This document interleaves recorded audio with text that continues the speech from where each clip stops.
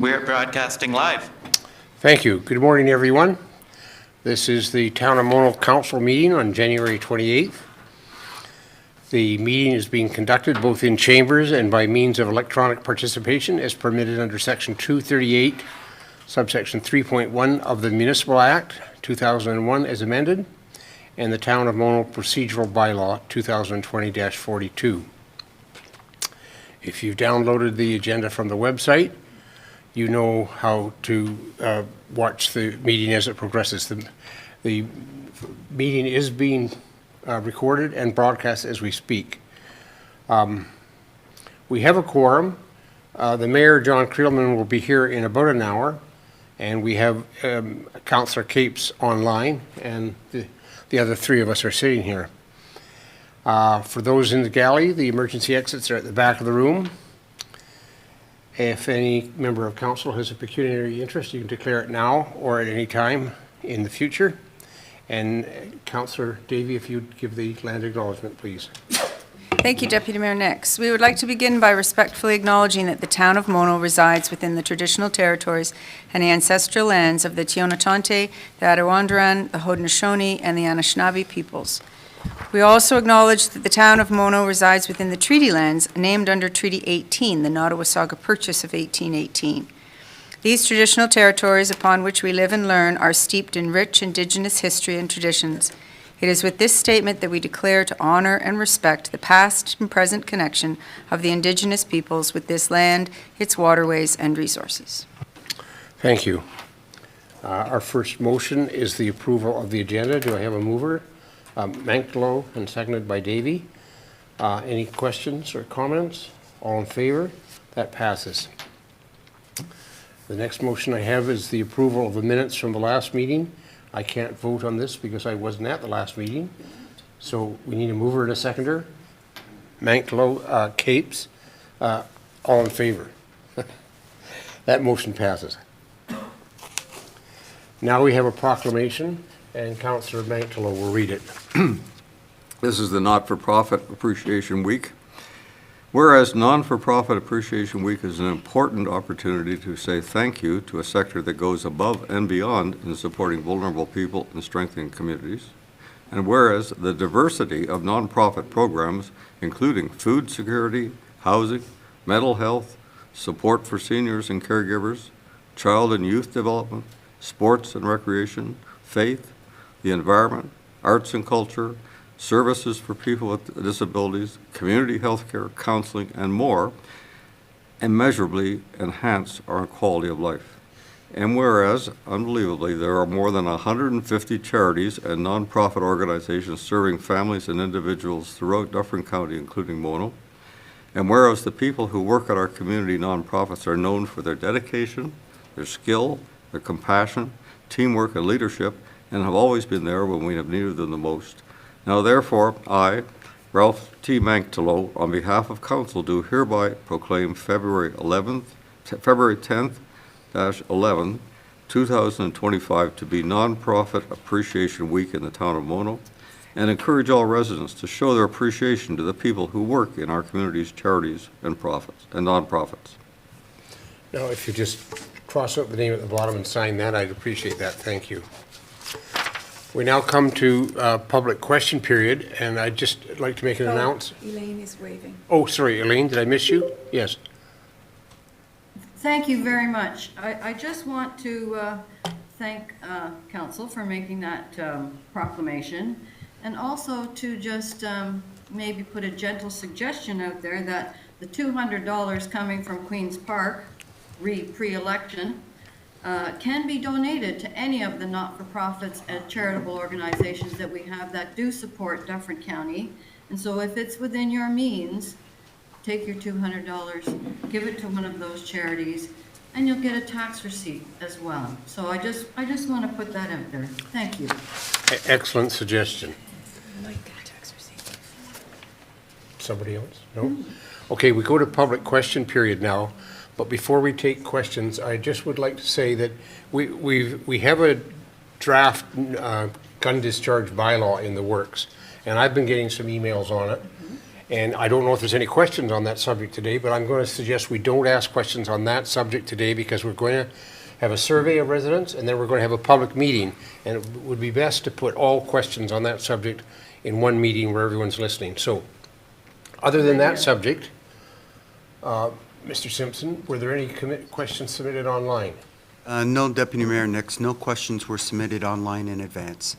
Any questions from the gallery?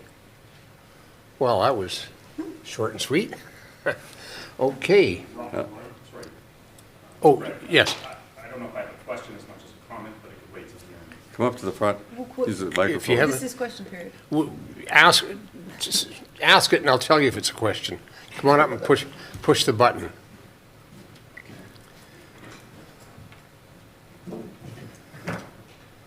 And state your name and address, please. It's Jason Kipps, fourth line.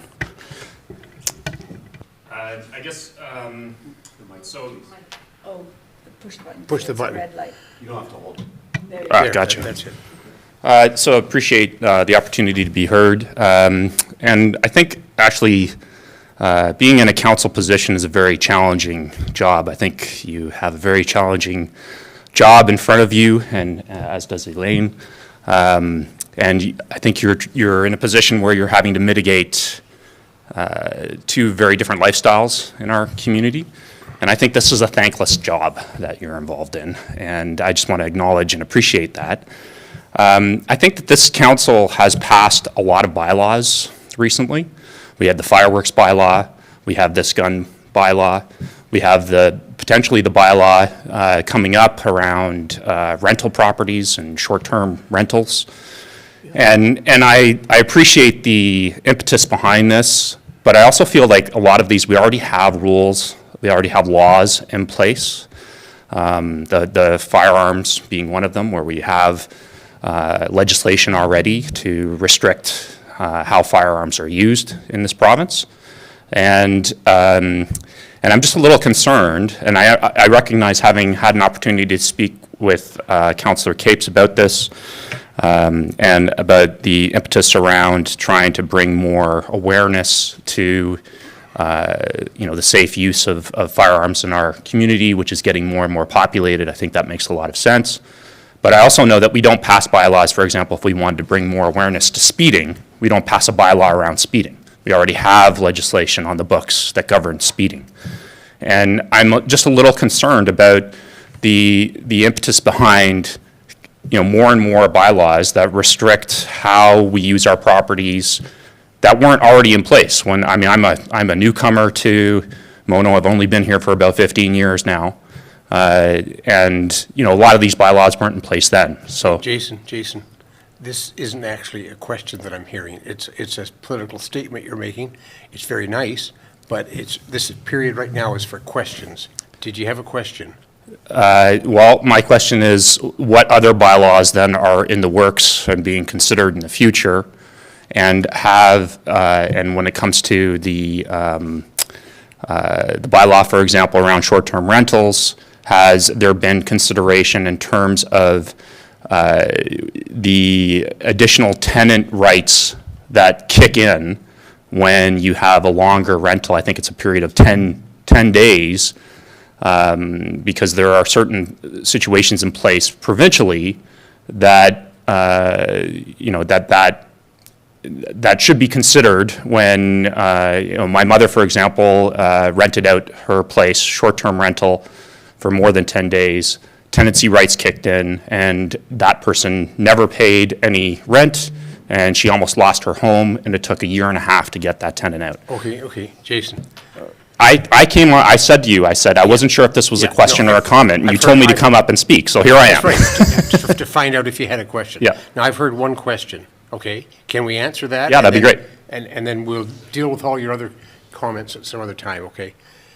Mr. Simpson, how many bylaws are in the works? I can't remember.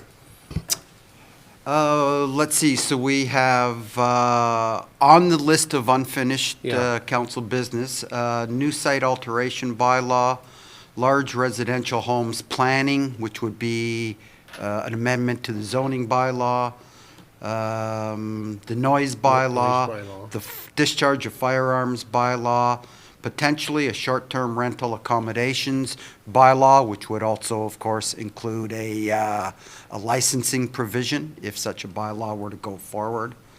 A review of set lines and bylaw enforcement. Chicken bylaw, potentially a policy which may include a bylaw on the use of unopened road allowances, special events bylaw. And then on today's agenda are several other possible bylaws that council may be directing staff to investigate. And way down on the list, there's also potentially a new fire service bylaw coming that I've been trying to get you to work on. But I think the answer, Jason, is you're quite right. We have so many bylaws in the works that our clerk is working overtime. I can't answer your broader philosophical question about why we need all these bylaws. I think, and if any other member of council wants to address this, they can, but we have pressures on us from our residents that they want certain things. And the only way we can get these things accomplished is to pass bylaws. That's the best answer I can give you on that. Okay? Does Ralph, do you want to speak to it? Thanks for bringing this up. We don't like making up bylaws. They're a lot of work for staff primarily, and of course we have to work. I'm working on understanding the firearm background for it at the moment. I think that the answer is the reason for doing them is because we see a need, and the need may be because it's something new, like people have an interest in having chickens in their backyard, trying to manage that so that both sides, people who don't want them, the people who do want them, have some direction. And some things are just change or evolving. We tend to look at a bylaw after a certain period of time. Mr. Simpson could tell us more about it, but it's about 20 years. And you sort of revise, see if it's up to date or there's changing circumstances. So all the purposes, all the needs for a bylaw, all the bylaws that we're doing, I think we feel is a genuine need for them. And just to give an example, Jason, when the pandemic struck and we were inundated with cars parking, not so much on the fourth line where you live, but on the third line up by the park and other places, we were just inundated. And we had to do something to control it. And the only way we can do it is pass no parking bylaws. And that bylaw was before us, because we had to keep tinkering with it, 4 or 5 times. So, yes, we do have a lot of bylaws, but it's the way we govern. Anyway, let's leave the philosophical discussion for now, and we'll maybe address it some other time, okay? Yeah, fair enough. I guess when it comes to the property bylaw or the short-term rental, Property standard or rental? rental bylaw, and I'd be curious to know how this administration, how many bylaws have been in front of you compared to previous administrations, because it seems like it's ramping up in terms of the bylaws. I think you're right. I don't have the number, but I think you're right. But I was just going to say that when Mayor Creelman had posted in the newsletter about the background on why the bylaw for short-term property rentals was being considered, all of the examples that were cited were in other townships, situations that had happened elsewhere. So I guess my concern is that, you know, there's a difference between the constituents coming to you and saying, we need this, or we're being, you know, we have a situation here, versus something that's happened somewhere else and being proactive by trying to implement a bylaw. And Good point. Let's leave this, no, just a minute. We have a delegation starting in 1 minute. What?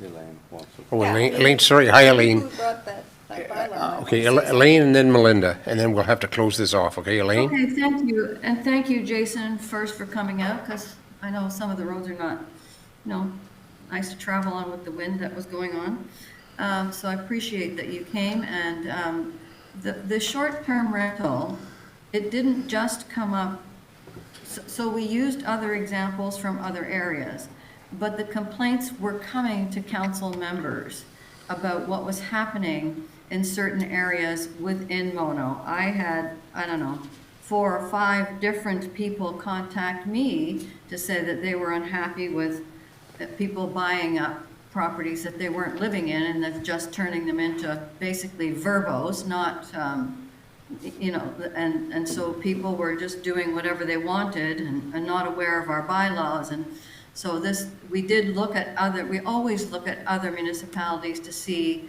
what bylaws they have and what is applicable and what makes sense for us to adopt here. So just to let you know, it wasn't solely driven by what's happening in other areas. It was driven by complaints to council members about what was happening, you know, next door to them. And so that's how we started looking at it. And then we use other areas as a, what's going on somewhere else. Okay, thank you, Councillor Capes. Melinda, you had a comment, and please make it short. We have a delegation starting soon. Great. Thanks very much, Deputy Mayor Nix. Thanks for your question and so on. Elaine's right. It came from a bunch of inquiries we got as to, do we actually have any laws here, or is it free rein for everybody to do what they want? The neighbors were being disturbed. So what's at hand is not necessarily to have a bylaw. What's at hand at the moment on our to-do list is for the clerk to evaluate what exactly would be the best thing for us to do. So you have to draw from other places, you have to ask for resident input. It's all a very slow process. So our big, long list stays long. You want it to stay long and take a long time so that we really get it right, so that we don't have to keep tweaking at bylaws. And so with respect to that one, there's both sides of the coin, people who should be able to do whatever they want with their property, and also people who want a place to live, right? It's a balance. And that's true of all of the things that we've put forward. And I don't think that it's actually should be a given that a new bylaw comes just because there's been a question that shows us that we may have changing things. It doesn't, so the jury's out still on a lot of these things. They're a process in works. But you're right, I mean, but that is how we do work. We can't make any changes in anything without it being an actual bylaw. Okay, we're now 2 minutes overdue. I'm going to put a motion on the floor. I need a mover and a seconder for this. That we adjourn the regular meeting of council and go into a public meeting to discuss official plan amendment 2022-01 and zoning bylaw amendment 2022-01. Do I have a mover and a seconder? Capes and Davy, was it? Oh, did you second it? No. Oh, Manklow, okay. All in favor, any discussion? All in favor of the motion? Fine, that motion passes. Now so we now are in a public meeting. I'm going to ask the CAO, Mike, did you want to introduce this subject? And I think we have Deborah Alexander online. I think, yeah, or no, Christine Loft, and maybe we don't have Deborah Alexander. We have Christine Loft and Michael Strong online. So go ahead, Mr. Dunmore. Thank you, Deputy Mayor. So I just wanted to lay out a little bit of the process before we get going through this today. Deputy Mayor, you've already taken us into the public meeting. At that point, we'll ask you to call on Ms. Loft to do a PowerPoint presentation with respect to the application for Mr. Strong. The Deputy Mayor will then ask for public comments, and Council will close the public meeting following those public comments. It's really about hearing from the public today and the applicant. Council will ask. Council then can ask the applicant questions. And then following this process, this will allow the town consultant planner from Alexander Planning, Deborah Alexander on screen now, to prepare a final report with recommendations for council at an upcoming meeting. So the recommendations are in Alexander Planning's report today, but today is really about hearing from the applicant, Mr. Christine Loff as the applicant's planner, for Michael Strong, and from the residents. Thank you. Did you have something, Councillor Davey? Well, just and to be clear that this isn't a decision-making endeavor. This is a public input. No decisions today. It's just to hear the report and ask questions. So is it, Deborah, you're going to be giving the... Sorry, it would be Christine Loff. Oh, Christine, you're giving Christine's the report. on screen now. All right, Christine, please go ahead. Thank you. Good morning. I did provide a PowerPoint, if I'm able to have that on the screen. Thank you. So good morning. My name is Christine Loft with Loft Planning, and I'm a consulting planner, and I've been retained by Mr. Mike Strong, who is the landowner of the property, and Mr. Strong is joining us today virtually as well. This is an application for an official plan amendment as well as a zoning bylaw amendment, and the purpose is to designate and to zone a building envelope that would permit the construction of a single detached dwelling and private services. Next slide, please. So the lands are legally known as Concession 2 West, Part Lot 25, and Part 2 on Reference Plan 7R673 in the town of Mono. The lands are currently vacant, and they have, sorry, can I go to the next slide? Thanks. Thank you. The lands are currently vacant, and there is not a civic address assigned. The lands have frontage on Side Road 25. The property does have a lot area of 3.96 hectares, or just under 10 acres, and a lot frontage, the actual lot frontage is 247 meters, and the actual frontage on Side Road 25 is 183 meters. The area to be rezoned, which I'll highlight in a moment, is approximately 0.55 hectares in size. Next slide. So in terms of the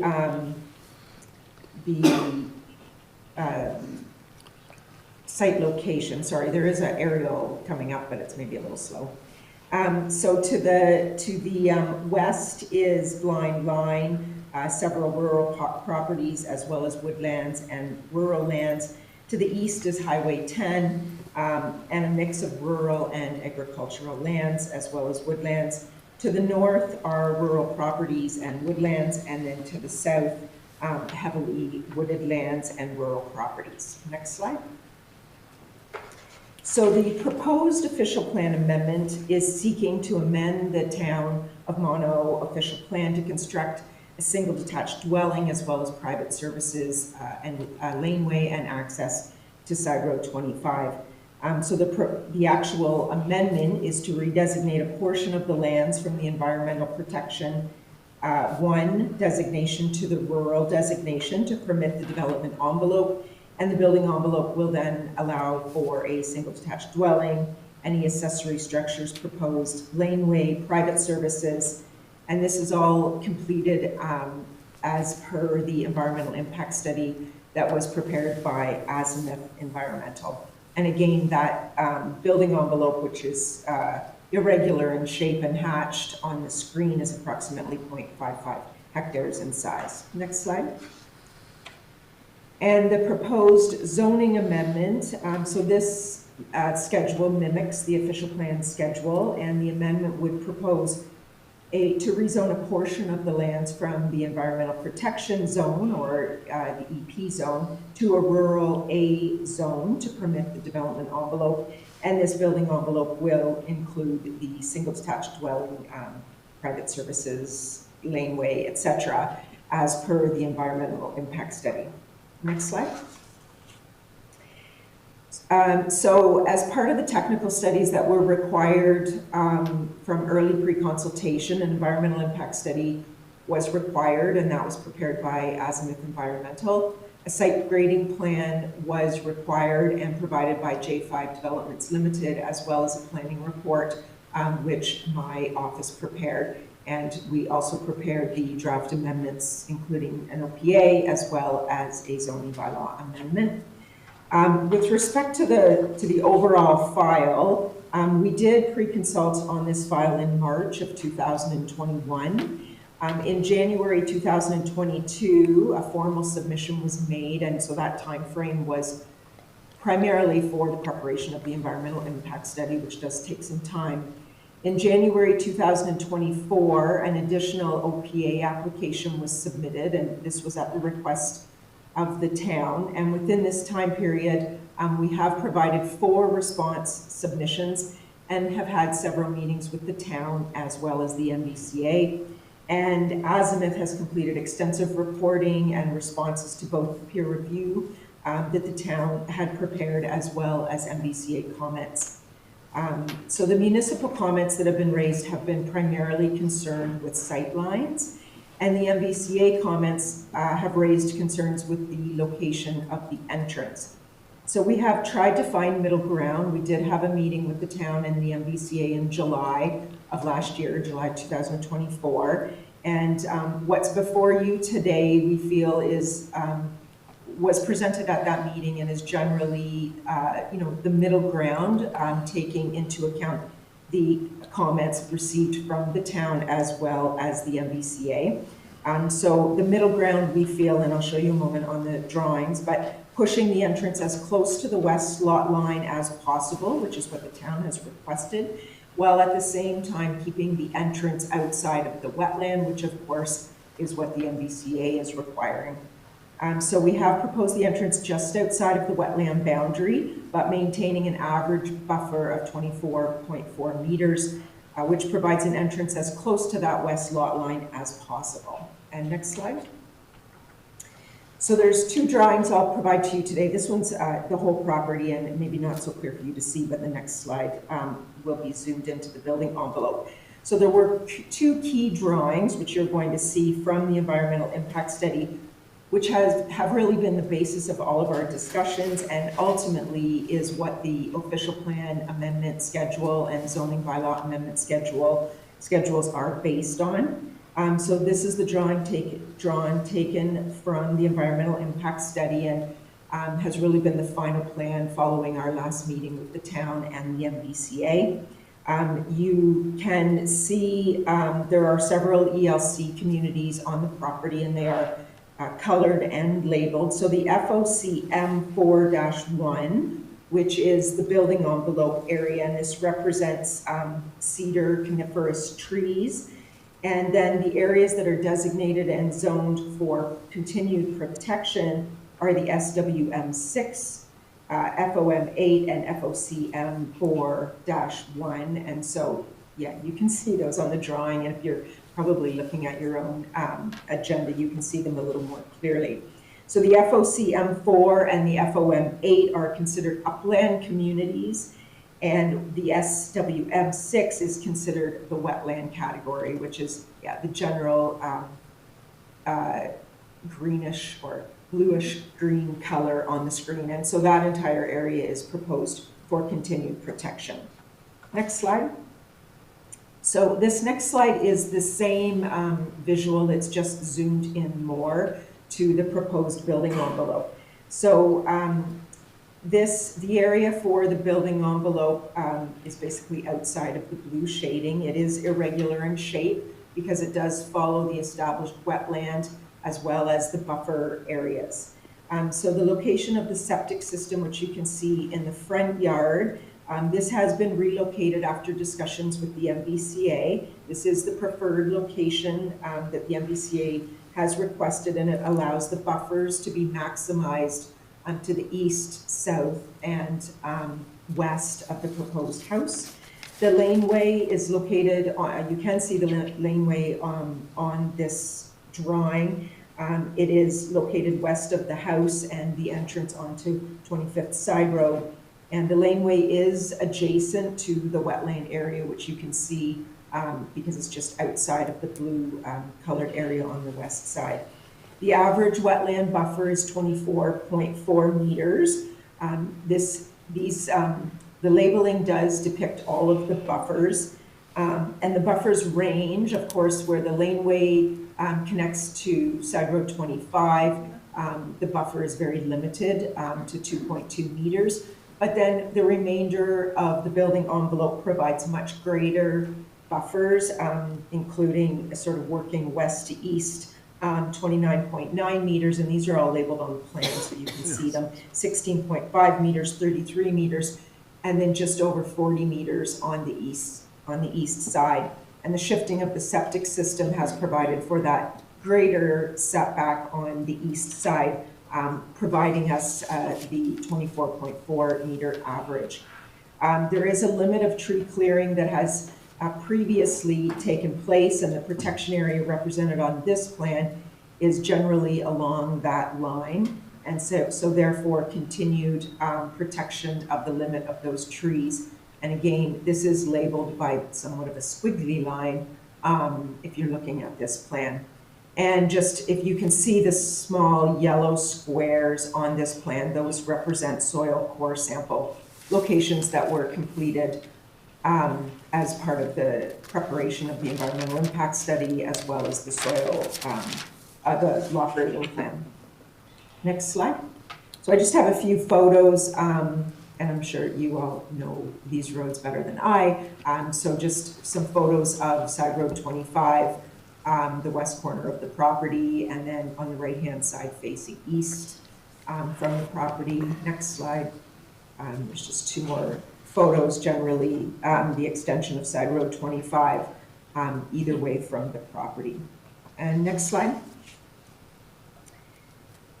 So the plan has been updated to comply with the town direction regarding the driveway location and traffic sight lines, and in consultation with the MVCA during our last virtual meeting. The proposed driveway was relocated to just outside of the PSW limit, but as close to the west lot line as possible. The site plan provides the driveway layout and seeks to balance the municipal sightline requirements and concerns, as well as the MVCA wetland impact mitigation requirements with regard to the location of that entrance.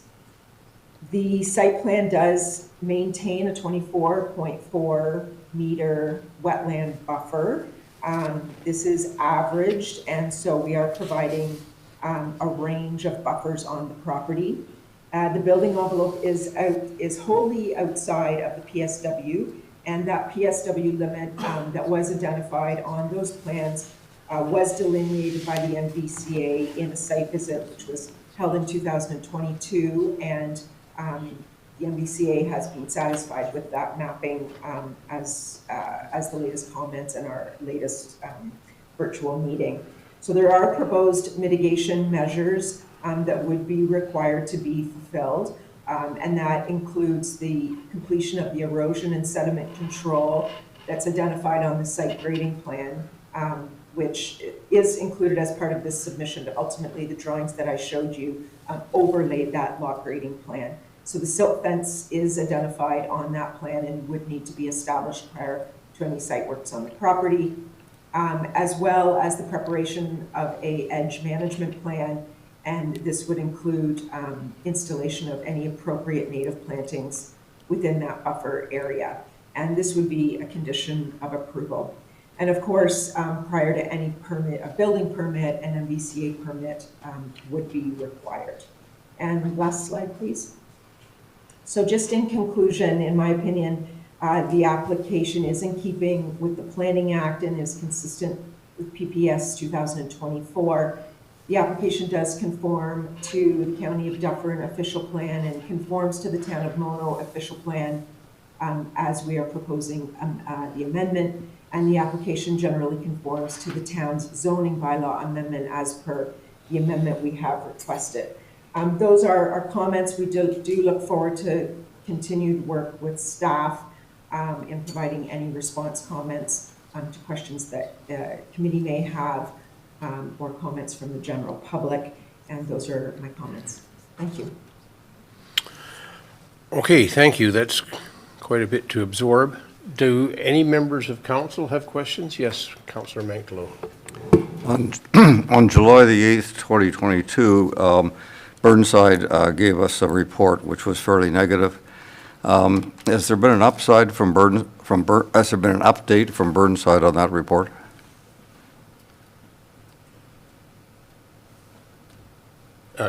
Christine or Deborah, I think. Yes, thank you. I would have to just look back at the dates on those comments. We did provide extensive response comments to the initial Burnside comments. I don't believe that we've seen additional comments from Burnside, but perhaps staff can confirm. But I think that we have made headway since those initial Burnside comments. And in fact, several of the revisions that we made to the plan that I spoke about during the presentation with regard to setbacks, relocation of the entrance, and providing the additional buffer areas would have been responses that Burnside was looking for based on their initial comments. I have a few comments. Go ahead. So if I can summarize it, you responded to Burnside, but they haven't got back and said it's adequate. The next question is, what is the proposed size of this house? What's the floor area of the finished floor area? So currently, the house that we've located is generally just a conceptual plan to provide that this building envelope is sufficient for, a standard-sized home as well as a septic system. And the septic system is generally of a size that would service a home on the property. It's probably approximately a 2,500 square foot home that's depicted on the plan. But the depiction was really just to show that a standard size home can fit within this building envelope and still maintain area for private services. So you have to have a certain size that you're, of a building that you're making your measurements from. So this would be 2,500 square foot. Is that on the one floor, or is that a two-story size? The zoning would certainly allow for two-story. I think Mr. Strong was proposing a walkout, but certainly your zoning bylaw would permit two-story. So is it fair for me to interpret that the house might be a 5,000 square foot house? It certainly could be based on the sizing of the septic system, but those details would be confirmed as part of the building permit process, and obviously meeting zoning at the time of the building permit. I'm a little bit interested in the water level. At the current datum, what is the water level there without the proposed spill? Apologies. So through the chair, we did provide information on that. The actual water levels are not known. However, the elevations were taken. The proposed elevation is 228.9 meters, and the proposal would be to match that existing elevation. And then as the elevations proceed closer to the wetland boundary, the elevations do reduce, and so the lock grading would fit into that existing elevation or existing grading. And with regard to the water table, sorry, I'm just reading from the engineer's comments because this was commented on in part of our response to Burnside.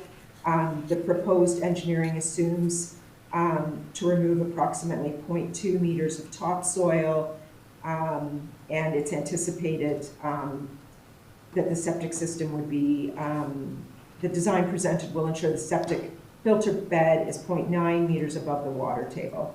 And if on site it is found that the water table is higher than the underside of the 0.25 meter depth of the topsoil, that the bed would have to be lifted. So that has been investigated and would be certainly part of a future septic. Right.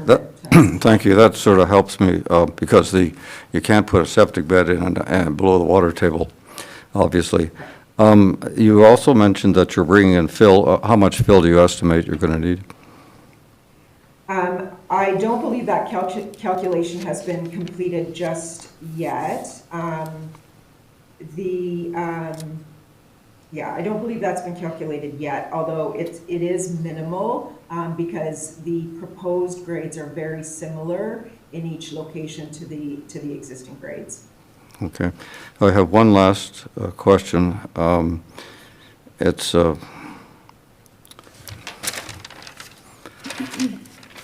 you mentioned the buffer is 24.4 meters on average. Is that the way the regulations require the buffer to be as an average, or is it that there should be no building envelope within a certain distance, such as 20 meters, such as NVCA suggested? Do you understand my question? It may not be too clear. Absolutely, yes. Thank you through the chair. The NVCA does absolutely permit averaging. Most files we see now respond to the buffer as an average. And where there are areas that we can provide greater buffer, obviously helps the overall average, and that certainly is what has happened on this file. And in our last meeting with the MBCA, I think staff was generally pleased with the 24.4 average, and actually were the ones that provided us some examples of how to include the buffer, or how to increase the buffer on the property on the west side or east side of the house. So yeah, generally the MBCA does deal with averaging. Thank you. Councillor Davey or Councillor Capes, did you have questions? Thank you, Deputy Mayor. Next, yeah, I just wonder, I mean, 2.2 meters for the driveway on the one side, I mean, it doesn't, I mean, I understand overall the average, but when it's so varied all around, do the wetlands, like what's happened with the property over time? Do the wetlands, if there was no human intervention with infill and all that, does the wetlands get bigger or smaller in time?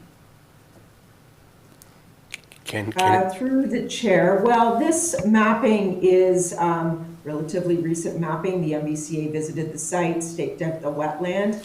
I did go through the ELC communities on the property, which was provided as part of the environmental impact study, and the building envelope is actually identified as an upland community, so greater elevation, and certainly we can see that in the elevations, where the elevation within this building envelope is approximately 228 meters, and further back on the property in the SWM is like under 100 meters, so there's certainly topography, and we can see that the wetland area is certainly at a much lower elevation than the building envelope. And with respect to the location of the entrance, I mean, we've worked closely with the town, and certainly we were initially proposing the laneway further away from the wetland boundary and to provide a greater buffer. But in order to try and respond to all of the agency comments, this seems to be the preferred location with regard to sight lines, which the town is preferring the laneway as close to the west lot line as possible, and the MBCA indicating that we obviously need to be outside of the wetland area. So the averaging is what's been discussed with the MBCA and sort of got us to the position that we're in. Okay, thank you. Councillor Capes, is that your hand up? Your mic, Elaine, your mic. Got to push that button. Too many buttons. Okay, thank you very much.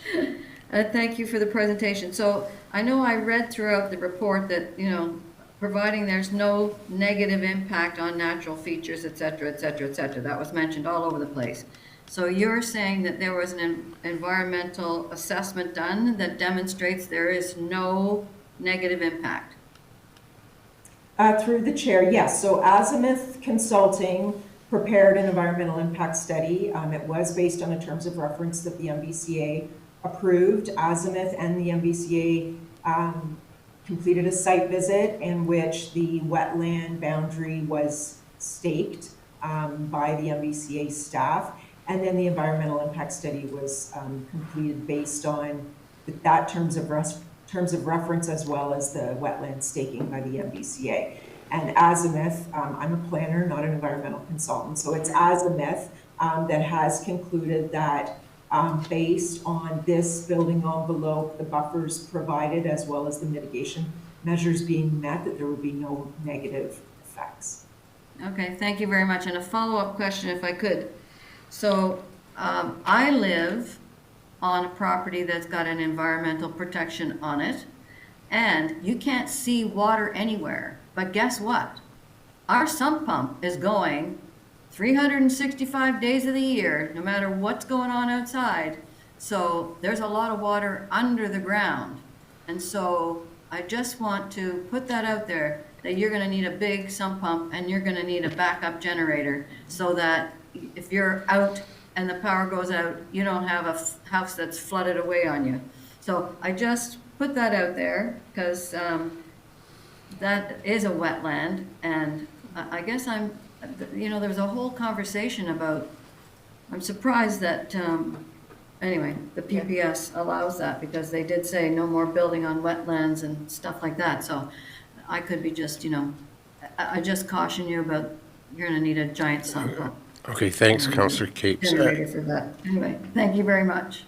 Just before I turn it to the gallery to see if there's any questions, where did she go? Oh, Christine, sorry, you're over there. I had one question. I understand you've had a lot of consultations with the NVCA, and you've shown us all the information that they've agreed to. Have they issued a permit, or are they prepared to issue a permit based on this application? Thank you through you. So first of all, I will just, in response to Councillor Cape's comments, the wetland boundary has been identified, and so I just want to be clear that the proposed building envelope is outside of the wetland boundary that the MVCA staked. So just to be clear, because PPS does not allow development within the wetland, you're certainly correct in that, and so the building envelope is not within, what we all know as a PSW, provincially significant wetland. In response to the current question, the MVCA, all of our meetings have been with the town and the MVCA, and so what has been provided so far are MVCA comments with respect to the OPA and the ZBA applications. We have not applied for a permit yet, and the MVCA would actually not allow that submission until such time as the OPA and the ZBA are approved. Okay. So we're certainly not at the permitting position as of yet, but based on the comments received from the NVCA and support on the OPA and the ZBA, we certainly feel that we'd be in a position to obtain a permit in the future for a home, and certainly subject to greater detail, and some of those questions have arisen today, for example, water table, as well as the amount of fill. Certainly the MVCA on their new application requires much greater information on fill, both amounts, type, and where that fill is coming from. So those are all questions, greater detail that will be provided and required as part of the MVCA. Okay, thank you. Does anyone from the gallery have a question? No? All right, then. I have a final comment. You have a final comment? Yeah, just final from me. Okay, go ahead. Just on the fill issue, you may or may not be aware, but we passed a bylaw some time ago that fill that is distributed on Mona property has to come from Dufferin County. And the fill by law, I might add, is quite onerous. I think there's a $20,000 deposit required, but that's for another day. Mr. Dunmore, should I close the public meeting? Yes, that would be appropriate. The public's been offered an opportunity to speak, and that was what that was for. Thank you. Okay. Sorry, is there anyone online? Oh, Deputy Mayor? are there online? No, I don't see anybody. So you can. All right, I'll put this motion on the floor, that the report prepared by Deborah Alexander Planning, Inc., dated January 28th, 2025, regarding official plan. Yes, Mr. Simpson. Deputy Mayor, next, I think you might have skipped one resolution. First, we close the public meeting, and then council can pass resolutions. Oh, yes, sorry, thank you. I was going too fast. This is the motion I meant to put on the floor, that we close the public meeting and resume the regular meeting of council. Do I have a mover and a seconder? Mangtalo and Davy. All in favor? That motion passes. Now I read this motion, now that we're out of a public meeting. Is that right, Mr. Simpson? Thank you for correcting me. Yes, Mr. So now would be an opportunity, should the town have any questions, of the town consultant planner, Deborah Alexander. Sorry, say again? So you're rising from the public meeting. Yes. And now if you have any questions with respect to the comments that have been made, that now would be the time to speak to the town consultant planner if you have any questions. If not, it's fine to read the motion. Well, it's my understanding we're going to get a report from the town Correct, planner. correct. So, unless someone on council has a question, I'm quite, One question. for the town planner? Go ahead. Deborah, I've read through these reports, and there's 3 levels of planning policy and regulations, and it's a bit confusing to me. So I'm hoping that you would clarify that. And one question I have is the designation, that the redesignation of this property, is that appropriate? I'm not expecting the answer now, but that's what I'd like to hear about in the future. Thank you, through you, Mr. Chair. There are several levels. As you know, in Ontario, planning is top-down. So we respond firstly to provincial policy. That's reflected in county policy, which is your county OP. That then is carried forward to the town of Mono OP, which translates all of that policy down to the local level, and then the bylaw implements it all. So yes, every application must respond to policies from each level. The assumption being that by the time you get down to the zoning level, you've already satisfied all the policies above. Does that answer your question? Okay. Thank you. All right, now I will read this motion that I started before. That the report prepared by Deborah Alexander Planning, Inc., dated January 28th, 2025, regarding official plan amendment and zoning bylaw amendment applications by Loft Planning, Inc., files OPA 2022-02 and ZBA 2022-02 be received, and that comments presented at the statutory public meeting by council and members of the public be addressed in a comprehensive report to a future council date. Do I have a mover? Davey, seconder by Manklow. I'm not ignoring you, Elaine. It's just a bit hard to see you sometimes. All in favor? That motion passes. Now, we go on to, sorry, I couldn't hear you, but we're going on to, as soon as I find my place, we're going on to motion, unfinished council business. Does anyone have any comments on unfinished council business? Well, that was short and sweet. Oh, there you are, Elaine. Go ahead, Elaine. Go ahead, sorry. Sorry, I'm the singing and dancing hand on the screen. I just wanted to say that I appreciated the resorting and to say thank you for that. Okay, thank you. Now, the next item of business is a motion by Councillor Capes about Highway 407 buyback. And although we don't ordinarily allow the public to speak on this, I am prepared, unless council strongly disagrees with me, we have a member in the audience who might want to speak to this motion. Let me read the motion. Oh, my goodness. Okay. I'll read the motion and get a mover and seconder, and then we can discuss it. Whereas in 1998, Premier Mike Harris passed Bill 70, allowing the sale of Highway 407 to a private consortium on a 99-year lease, enabling the consortium to set its own toll rates.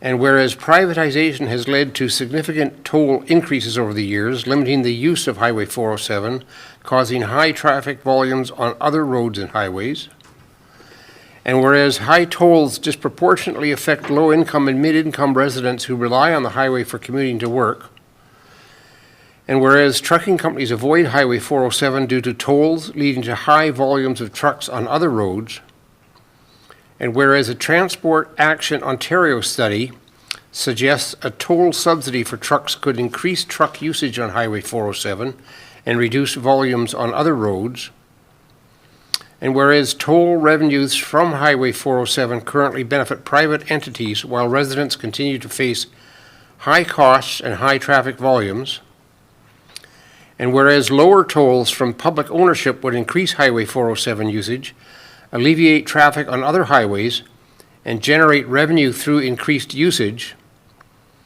And whereas less truck volume on other roads would create safer and less congested travel for citizens commuting to work outside of Dufferin, therefore be it resolved that the town of Mono supports the motion by the City of Vaughan to the Premier of Ontario and the Minister of Transportation endorsing the feasibility study for buying back the lease for Highway 407.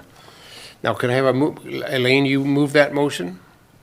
Do I have a seconder? Yes, I could. Yeah. Can I also mention something? Just a minute, you can speak to it. Do I have a seconder? Mantlo seconds. Now that the motion's on the floor, Elaine, I assume you want to speak to it. Right, I just want to make sure that we cover the numbers. So 51.4% of Dufferin citizens commute outside.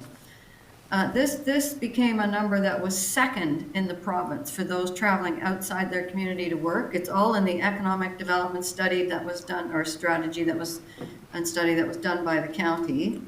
So I wanted to make sure that people read those numbers. That's 2,135 Mono commuters, and 355 go to Brampton, 220 to Mississauga, and 175 to Toronto. So that's a lot of travel on those roads.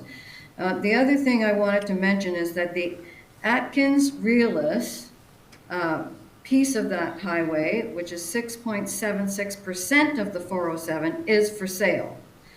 That current value of the whole highway is $32.5 billion. 6.76% of that $32.5 billion equals $2 billion. The feasibility study will examine the financial viability and profitability from profit of ownership and from licensing of that purchase by the province. So I just wanted to, put some more numbers there so people had an appreciation for that. So thank you for that.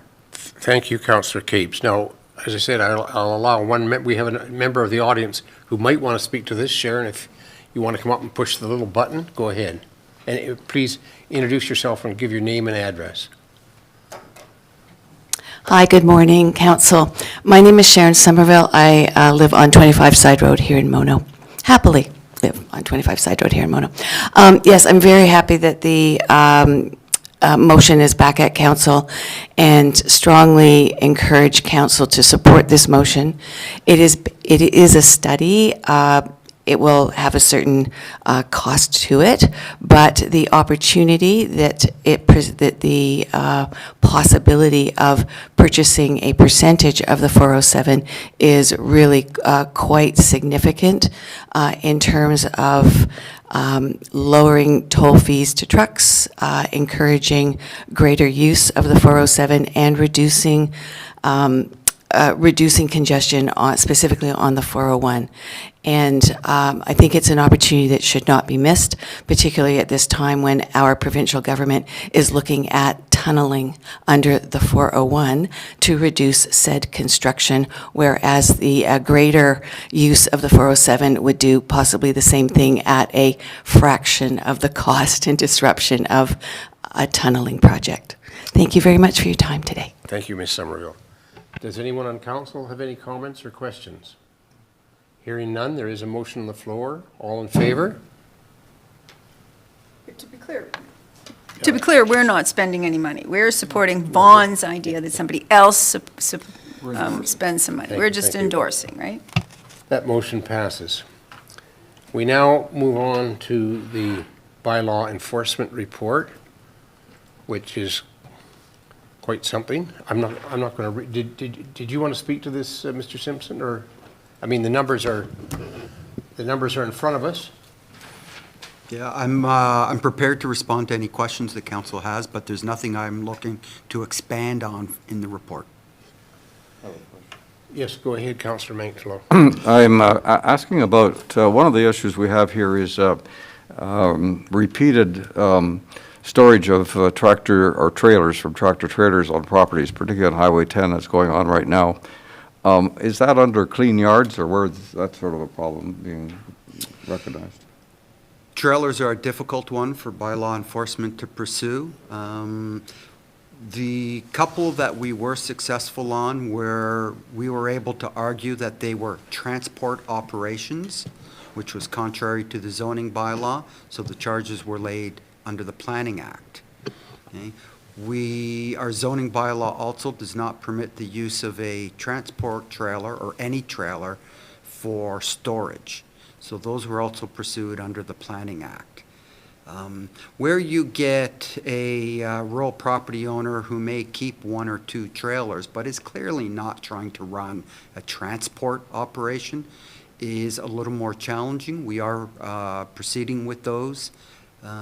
We do have both the zoning bylaw and our trailer bylaw to try to use. The zoning bylaw is difficult because that means going to provincial court. There is no such thing as fines within the Planning Act. Right? We have to file a Part 3 information and get a summons from a justice of the peace and then appear in court and argue a case in court. Because again, it's not under the Municipal Act. So we have different rules that we have to follow. And I think the public should know that of the 212 bylaw enforcement cases that were resolved last year, correct me if I'm wrong, Mr. Simpson, they were all resolved with no charges being laid. They were just resolved by discussing with the landowner what had to change, and the landowner made the change. Mostly they're resolved that way. We did go to court on a couple of issues, and we have issued Part 1, which are set fines, so tickets. We have on some bylaw enforcement, and we're making greater use of Part 1, issuing tickets wherever we can. But primarily, you're correct, Deputy Mayor, it is through voluntary compliance by issuing an order to comply with the notice in that order that failure to comply to an order will result in legal action on the town's part.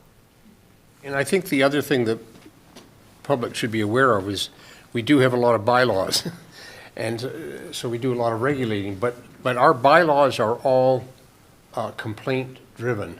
I think I'm correct in saying that it's only when someone complains that their neighbor or somebody has broken the bylaw that we do anything. Other than parking. Parking's a separate issue. Primarily, though there are some, bylaw enforcement is proactive on some things. Signs. For example, signs. Signs, yes. Yeah, But largely our bylaws are complaint-driven. primarily. All right, so do I have a motion here? Oh, No, the report's for information only, Okay. Deputy Mayor Nix, wasn't seeking any. but I did miss a motion, Mr. Simpson. I missed the unfinished business motion. Can I put it on the floor now? Oh, no. This is an amendment to the unfinished council business be amended. When do I put that on the floor? Mayor Creelman's. Oh, this is Mayor Creelman's, can I put this motion aside until Mayor Creelman is here? I'm not sure which motion you're referring to. The unfinished council business be amended to include increased revenue for, Councillor, or Mayor Creelman's motion. I think he should speak to this. Right, so that's the next item of new business, and if council would like to delay that until the mayor arrives. I think I will. I'll put it right up here. So that means we jump down to, what are we up to? Schedule A? Oh, Elaine, yes, Councillor Capes. Yeah, thank you very much. Before we jump down to the next item, so on the bylaw enforcement report, thank you, it is a great report. I noticed there's 996 hours, and you might not have this information, but I will ask it, and then maybe somebody could get it for me. I wanted to know what the cost of that is, what, in dollars, what that translates to. Also, I noticed that there are some busiest months for parking tickets, and I wanted to understand who is collecting that 10% unpaid tickets. How do we collect those?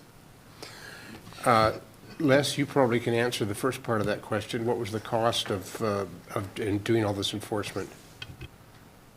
I'm sorry, can you repeat that, Deputy Mayor? Councillor Capes wanted to know, where is it? 996 hours that, of enforcement time was spent in 2024. What's that cost the taxpayers of Mono? Well, that would be part of the, It's in the budget it's in somewhere. the budget. And for last year, parking enforcement came under budget, and we were on budget for bylaw enforcement. And that would cover the 2 enforcement officers that we have. Do you have a ballpark number, or can we leave that with you to look that up? I could look it up really quick. I just pull Okay. up the budget and have my actuals. Oh, wow, you're fast. I didn't expect that you would have the answer right on the spot. but Oh, thank he's you. got all the numbers in front of him. Keeps track. Okay, so for bylaw enforcement, we were just under 80,000.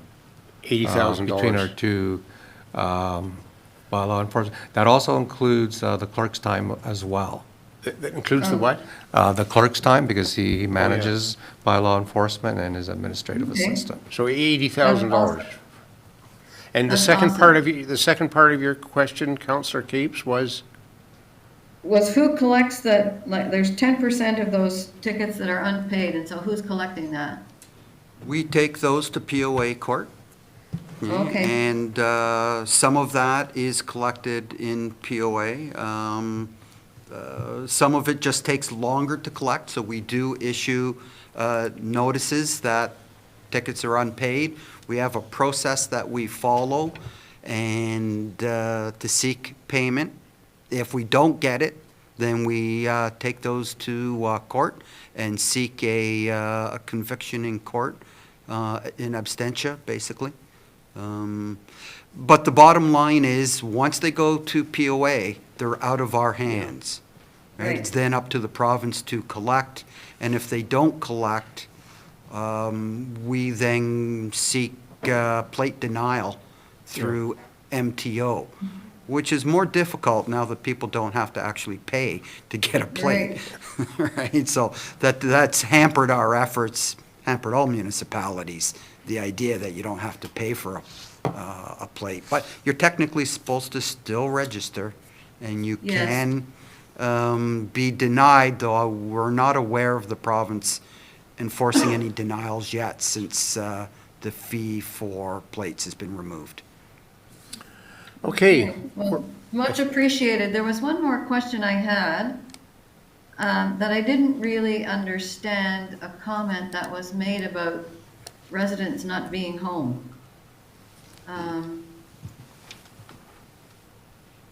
Okay, so bylaw officers make most of their time on weekends.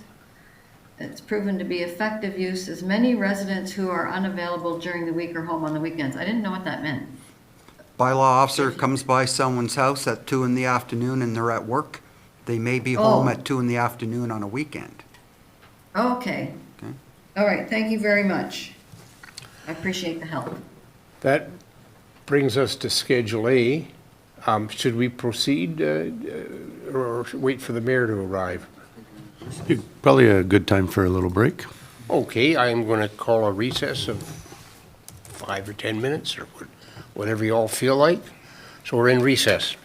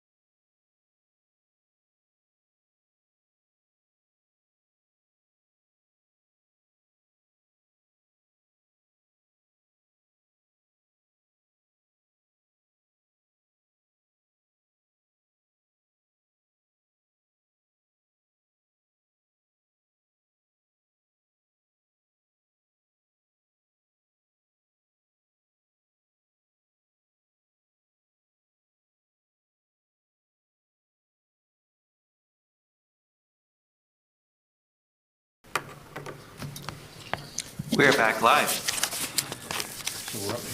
Okay. Good morning, everyone, and thanks to Fred Nix for getting the ball rolling for me this morning. I was at the DBOT annual breakfast, and it was a great success. So I gather we are at my motion having to do with fees, charges, administrative monetary penalties, and automated speed enforcement, now known as safety cameras.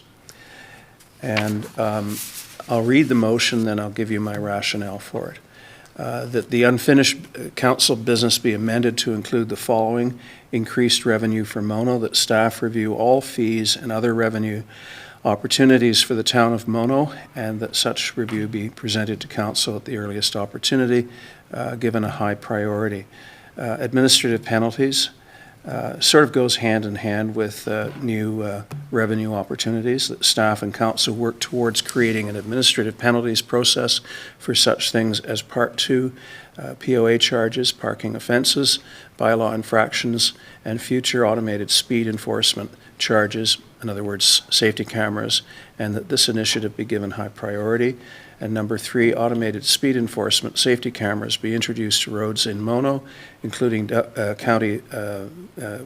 County roads, to discourage speeding, reaffirming that all resulting revenue be applied towards our policing and bylaw enforcement budgets.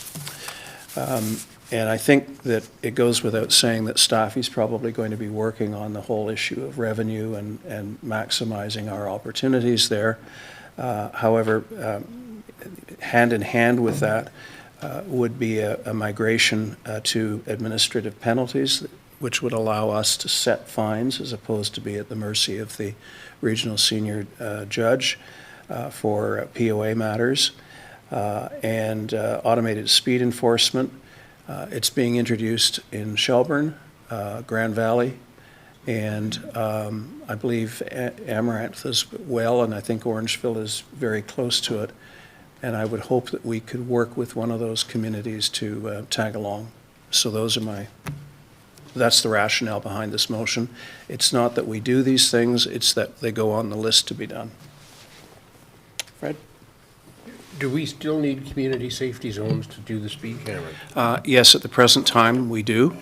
But council can unilaterally declare a community safety zone anywhere it feels it's important. There's no criteria, which is crazy, but. So could it be the town of Mono is a community that needs to be safe? Well, theoretically, we could declare the entire town. I mean, if you look at community safety zones in Shelburne, it's hard to find an area or a road that isn't a community safety zone. The problem with community safety zones is it fines double. And I think it's almost a poison pill to tie that to safety cameras, because all of a sudden safety cameras are causing you to get a doubling of fine when the point is safety, not making tons of money. Well, no, but you only have to have it for a little while or advertise highly that it's double in how much actual money. Like those big signs that say if you're going X number, they have an impact. It's like, well, wait a second, $300 to go get there quicker? Maybe I'm not going to do it. Yeah, I think that's a good point. I've never seen a community safety zone with such signage, but it may not be a bad idea. Okay, you need a mover and a second. I need a mover and seconder. I'm happy to move. I'll second. Okay. Any further discussion? Elaine, are you okay on that? Okay. I have a question. Yeah. The administrative penalty process. Could you explain a little bit about that?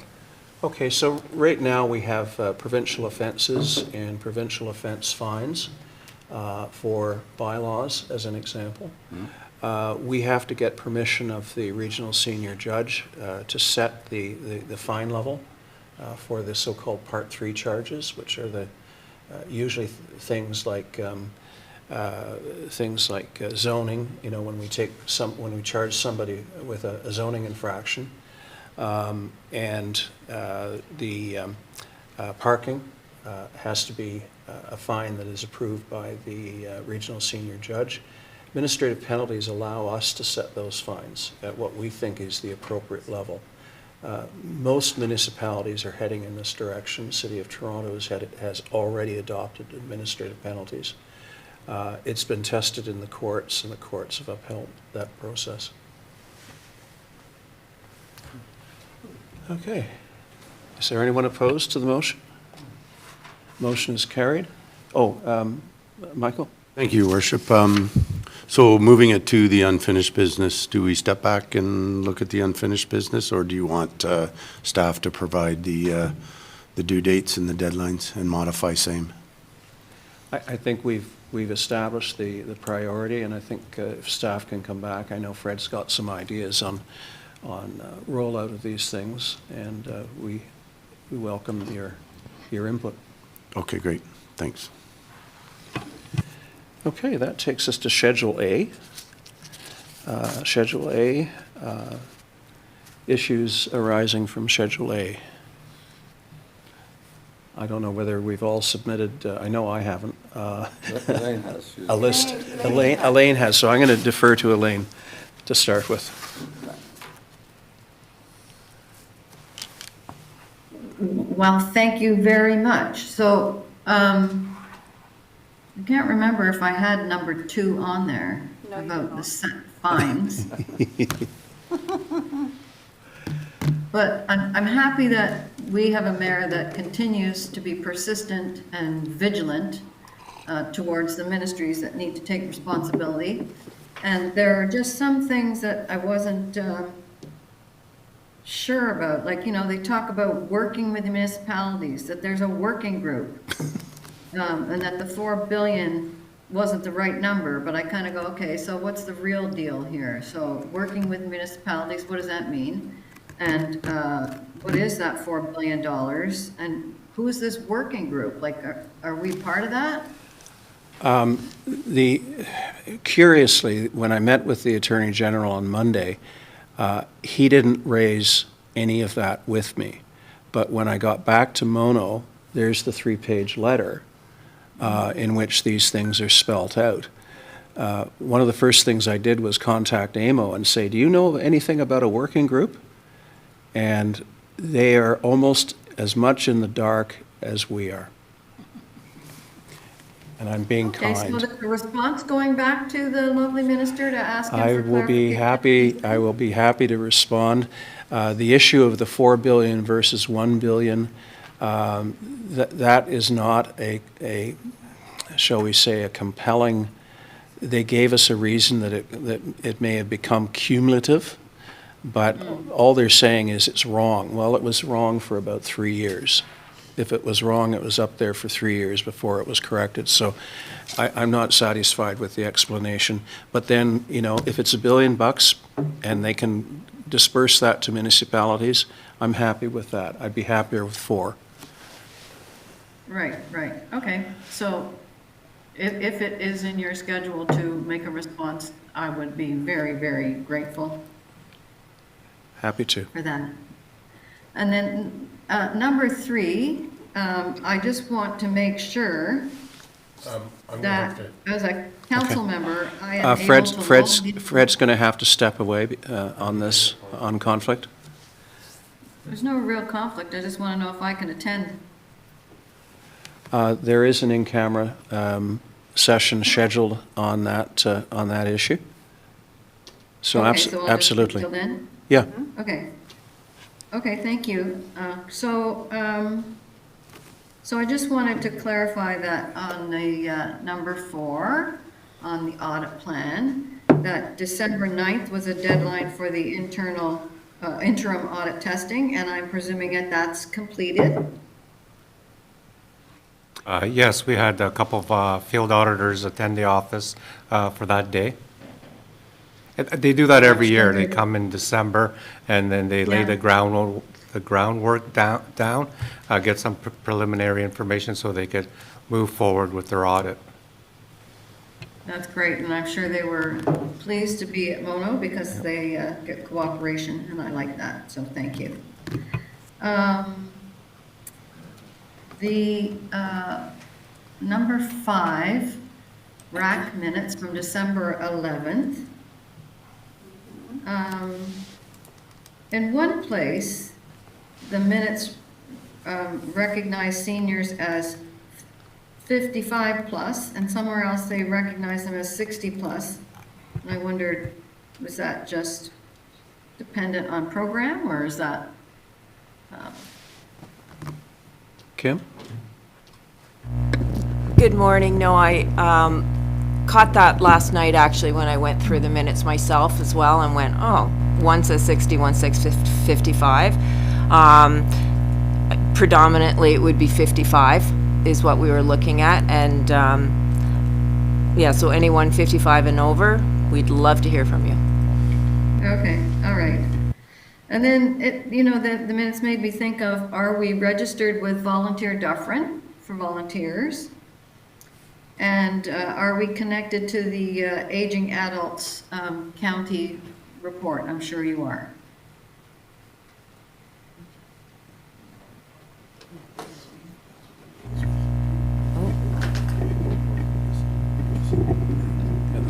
Okay.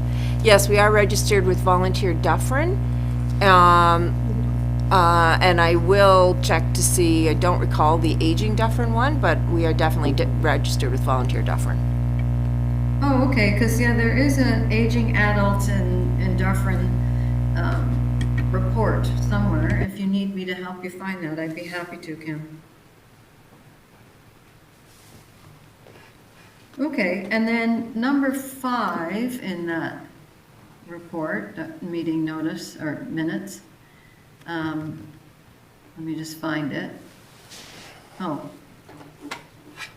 Well, I don't know what, there's no number 5.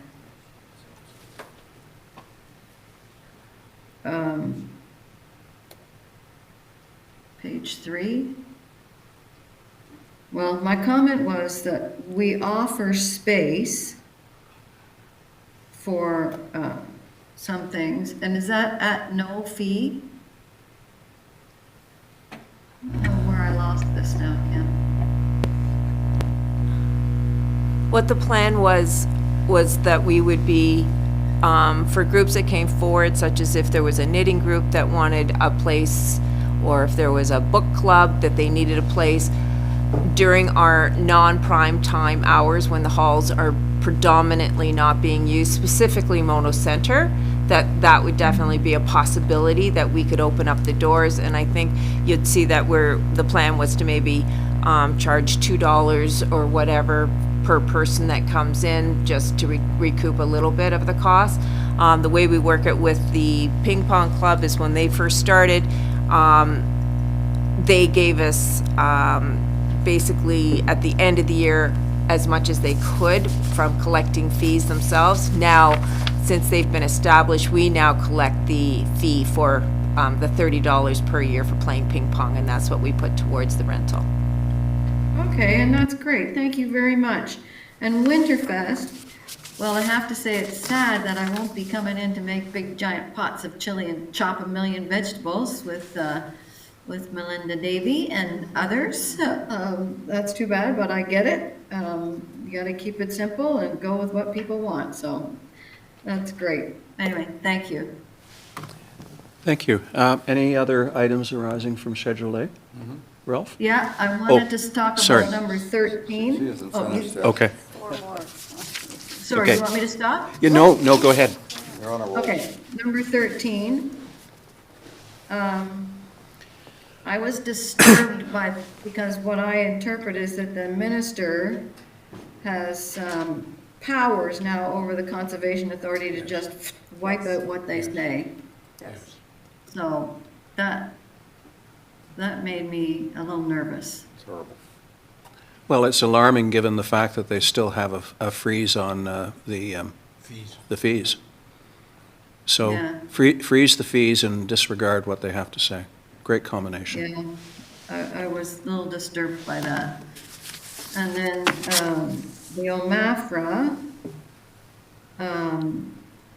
study, what I've noted here is that we have the Economic Development County Strategy. So I thought it was interesting that they're coming to ask us this. And I guess we need to, I don't know what the process is for connecting the dots between what the nice invitation to Mr. Dunmore is from OMAFRA to what the county has created as an ECDEV county strategy. So I don't know if I get an Mike, answer to that from anybody or if I just put that out there. Any thoughts? Sorry, I got this as they're tooting their horn about what they've done. I didn't get it as an invitation for us to participate. It sounds like they already created their, they already had their roundtable discussions and have created their rural economic strategy. Okay, so this is just them claiming some, okay. Got it. Minister Thompson has sent quite a few emails with respect to this, and this sort of encapsulates the emails we received in the new year. All right, okay, thank you very much for that clarification. And then number 19, which is the cycling lanes. And again, I do agree that this is province overreach. Maybe they could focus on housing and doing something to end a crisis on food insecurity and housing unavailability. But, you know, cycling is also, like, especially here, there is some plans and lanes that have been established as part of transportation. And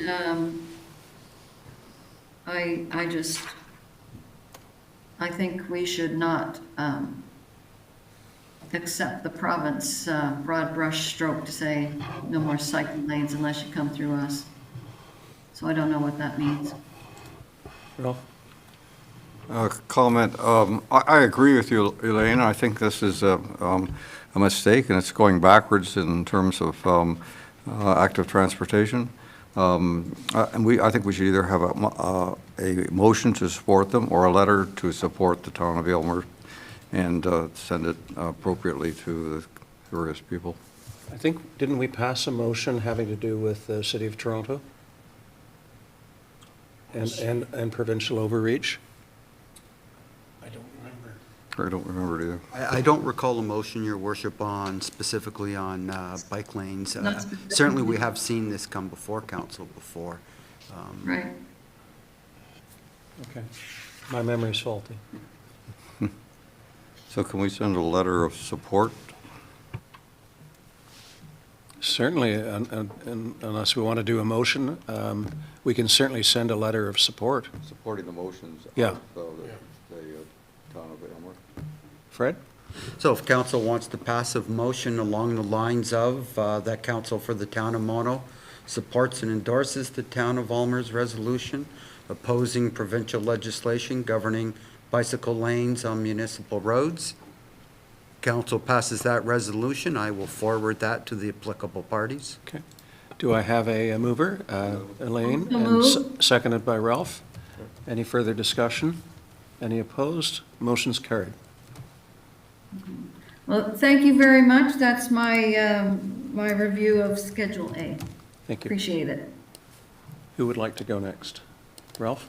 I'd just like to know what the rest of the council thinks about the resolution about protection of agricultural lands and sustainable development. They seem to be sensing. Which item is this? This is item 17, resolution Northumberland protection of agricultural lands. Right. And they seem to be anticipating a problem that's bigger than we have at the moment. It certainly is a concern. We've had this brought up here somewhere along the 10th, Highway 10, I think it was. There was a proposal to bring fill in there on the basis of making it into a better agricultural space. And remember, we turned it down because it was basically it was a fill for fee situation.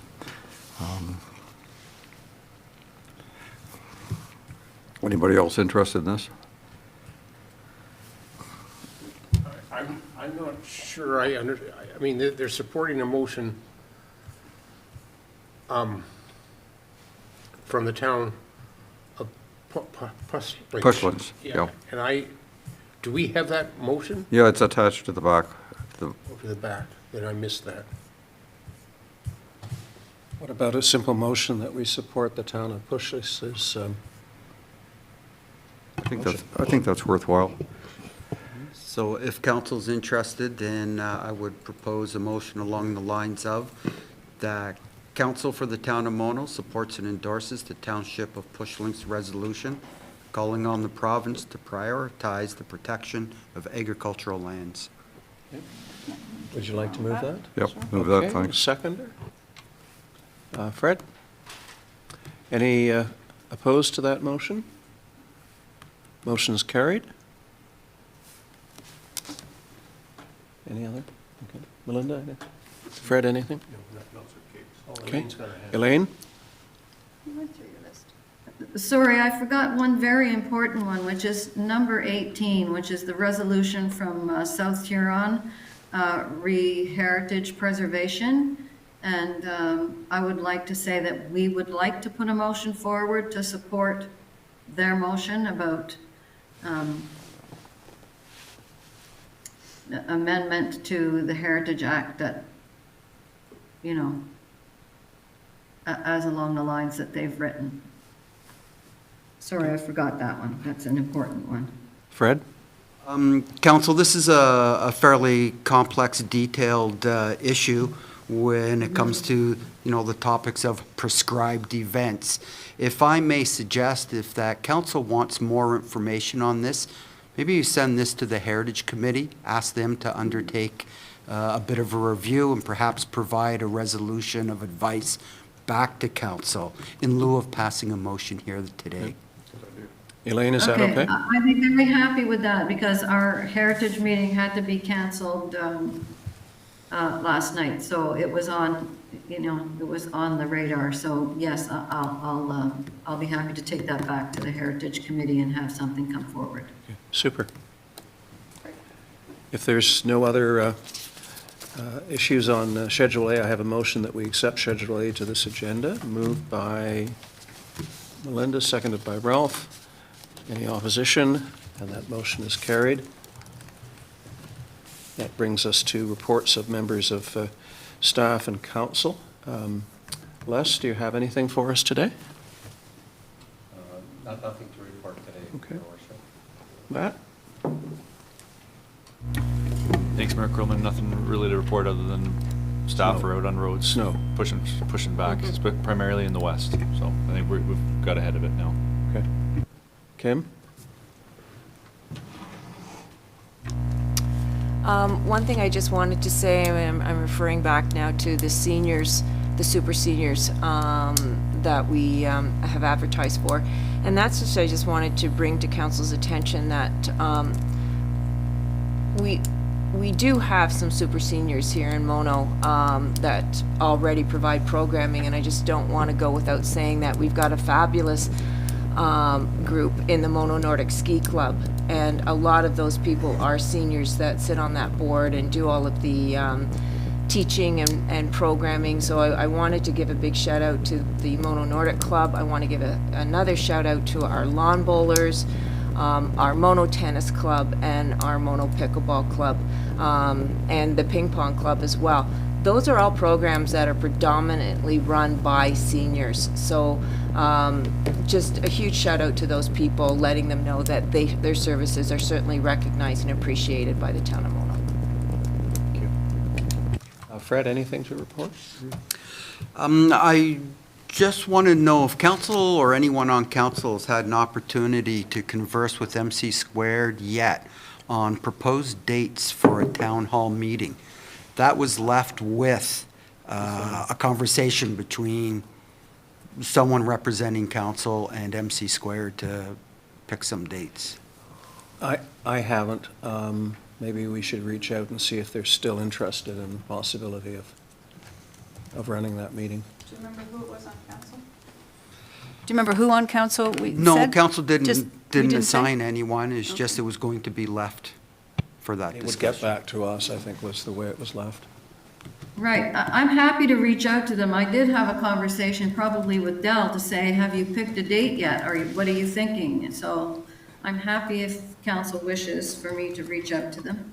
Well, as a starting point, though, as a starting point on our schedule of council meetings for 2025, didn't you have something in there as a suggested week or two that it would be good to have a meeting? Maybe that would be a good starting point, as opposed to leaving it to them and then finding out that we're not here, we're not available, no? Yeah, I had proposed the week of May 5th to the 10th. Why not keep that as a placeholder, just in case they don't get back or have lost enthusiasm? What was that date? The May- week of 5 to 10. May 5th to 10th. Okay, would you like to ask them about those days? I don't know what those days are, without looking at a calendar.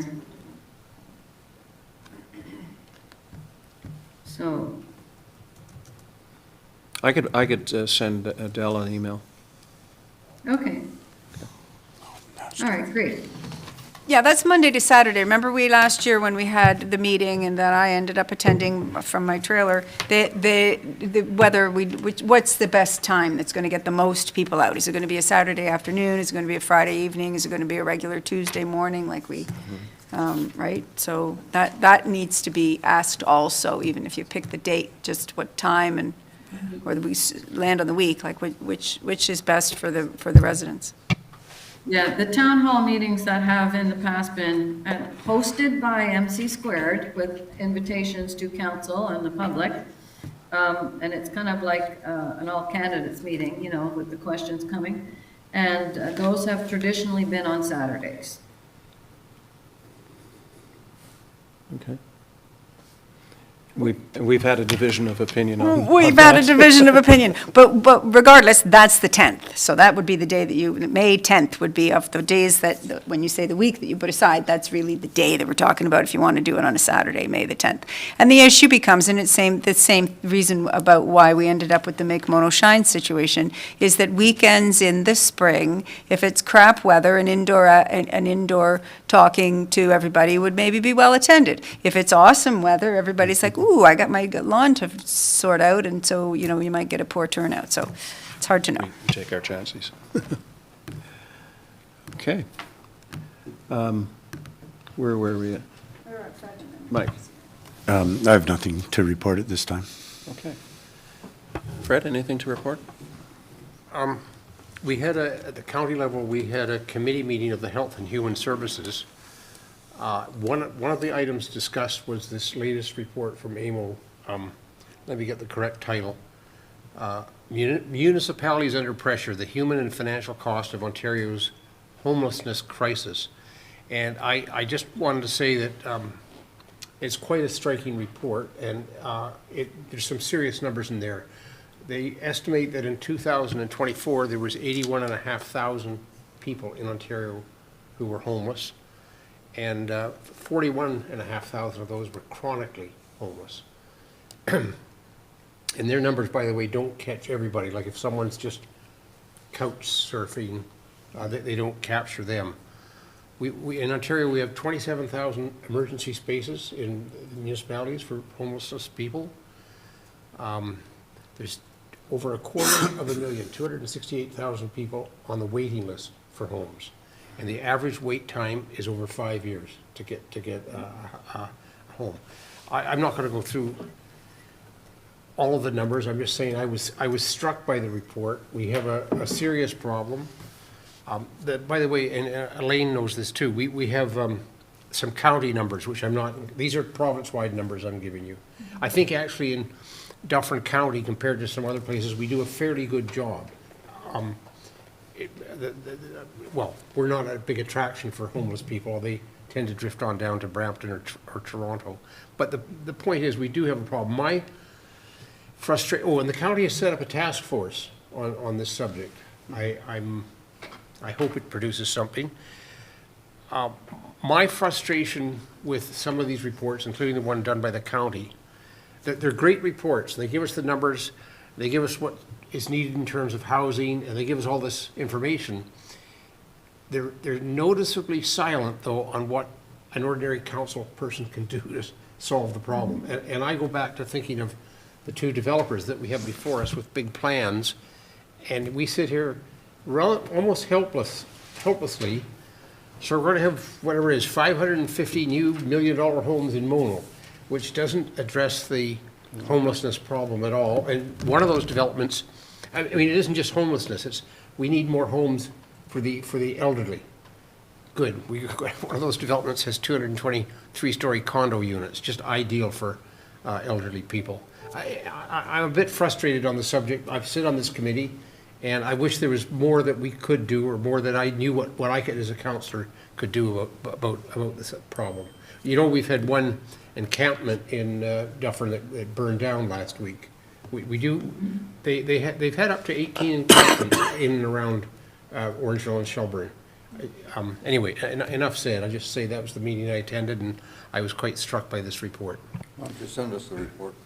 Yeah, that'd be great. I'd like to, I'm Well, sure it's public. Oh, yeah, you can easily just go on the county Health and Human Services meetings, the last meeting, and it's on the report's in the agenda package. Send it to us, Fred. Make it easy. Okay, I'll send it to you. Melinda, then Elaine. Well, just to speak to that, I mean, I guess the answer of what can an individual council person do, I don't know, but a council, I mean, harkens back to, you know, council housing back in the day, right? The idea is that the municipality would ideally have some property, and they can be the developers and whatever, but what people do, I mean, we had a public meeting this morning, what people do on their private property is what people do on their private property, right? So if a developer wants to build townhouses, that's what he wants to build. Well, Right. if I could just expand on that, we have something at the county level called the Housing Task Force. And John will correct me if I get it wrong here. The idea, they're looking at county-owned property in Shelburne, in Orangeville, and is there something we can do? The one specific, just an example, was the parking lot behind the court buildings on Elizabeth Street. It's basically sitting empty, but at the committee meeting, I made the suggestion that, and they said it would, that Hamilton, to partly solve the problem, has bought these very tiny shelters, $35,000 each. Now, I'm sure by the time you get it installed with services, it's, you know, double that. But still, you're looking at very cheap, tiny little homes with a little washroom, bed, kitchenette, and that's what Hamilton's doing. They've had problems, and my only reason for bringing it up here, Melinda, was at the committee meeting, I sort of said, well, look what Hamilton's doing, and they've said, well, the task force will be looking at that as one possible option. The county does have some significant little plots of empty land in Orangeville where we could do something like that. Elaine? Thank you. Were you done, Melinda, or did you want to? Oh, with respect to, he just jumped over to me. I didn't know. I thought I was only responding to Fred, but sure. With respect to my councillor, yeah, with respect to my councillor report, then the information about, I know that I talked last week when Fred was not able to be here, that we really need to have a discussion, and it needs to come onto our agenda about the fire services future. And I've been, as a chair of the Rosemont, well, I guess until our next meeting when you new year choose new chairs, but as the chair of the Rosemont District Fire Board, I've had some conversations, and as a member on the Shelburne District, there's been lots of conversations, so it would be nice to have that on the agenda, but I am pursuing information gathering on for input. And this Sunday is February 2nd, which is traditionally our Winterfest. Come on out, everybody. I'll be there. Everybody will be there. You'll be there, right? Everybody will be there. You don't want to miss it. We've got the sleigh rides are booked, and he's coming with the wagon. So we're going to have, because he's coming with the wagon and we've got lots of snow, Everybody might have noticed this morning, you had to shovel your walkway to get out. So there'll be lots of snow for our snowshoeing and our skiing and skating activities and tobogganing as well that are going to be outside, as well as our snowflake raffle. So don't miss that. And as an announcement also, we've changed, some of them are going to be into February, and we've changed our February euchre. So look on the, I forget the actual date, but it's not going to be on Friday, Valentine's Day, because you're supposed to be doing other things on Valentine's Day, apparently. So we've changed it to February 28th, so thanks. Ralph, anything? Follow up on Melinda's discussion about the fireboard. Fred, are you going to put this on the agenda in the next meeting or two? I think that was a discussion we had. At this point, I don't have any kind of report or anything to put on to the agenda that council hasn't already seen. So the fire chief, the new Shelburne fire chief, is requested an audience in front of each member municipality. I think the issue, and the other members of council may say it differently, but the issue was that we hadn't, as a council talked about this issue and for a long time, and we're getting recommendations from different other municipalities of what they want to do with respect to fire boards or fire departments, and we hadn't really dealt with these recommendations or discussed them, or I'd like to know what everybody else is thinking about. That's the kind of meeting I was hoping to have. I agree with Councillor Manxler. We had a county report on the subject. Most other municipalities have passed a motion in terms of which option they would go for. The town of Mono simply received the report. We made no recommendation. Mr. Simpson, correct me? If I recall, council passed a resolution asking the county to cost out a county department. Well, it may have, but I'm still correct in saying we as a council did not opt for any of those options or anything else. We simply received the report. We may have, yes, the report itself didn't cost any of the options. We might have asked them to cost it, but we didn't make a choice. Furthermore, we don't know what everybody else is thinking about these recommendations that the other municipalities are making, and I think we should have this bring it up and have a discussion about it. Melinda? Yeah, and just to Ralph's point, for the public who listens to these meetings after the fact, because we only have one person in our gallery at the minute, so people must be listening afterwards, that we don't talk about everything all together. We only talk in this public setting. So you hear my report, you hear Fred's report that we sat on the board, you get the reports in the agendas to say that this municipality has decided to dissolve the fire board in an effort to be able to look at something else and so on. And so we need to have a discussion. I don't know how they do theirs, but it's not the law, it's against the law for us to be all meeting outside of this meeting to discuss things, so. Can I make a suggestion? We have the county report, which I think is deeply flawed because it doesn't have any costings in it. We have the motions passed by other municipalities that were on Schedule A last meeting. And I think we should set aside some time at a future meeting, maybe the next meeting or no later than the meeting after that.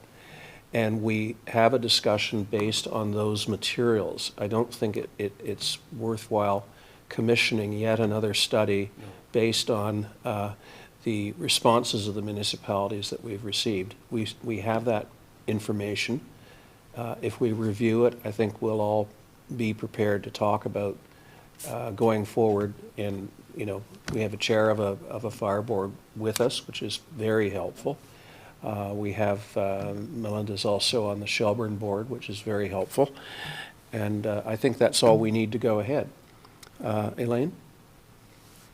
Oh, thank you. Yes, well, I think we have others who sit on those fire boards as well, so we can all participate. And yes, I agree. But if we have, as Fred Simpson says, asked for costing, then we should go back to county and say, where's the costing? That's just my thought. They're not going to give it to us. Elaine, the consultant's been hired, gone, written his report, and that's the end of it. Oh, okay. And All right. county's response, quite frankly, which is valid, is they don't have any jurisdiction over the issue, So so. why did they hire the consultant in the first place? So this is the kind of discussion that we want to have in the future? Yes. Okay. Okay, So, all Mike? right, great.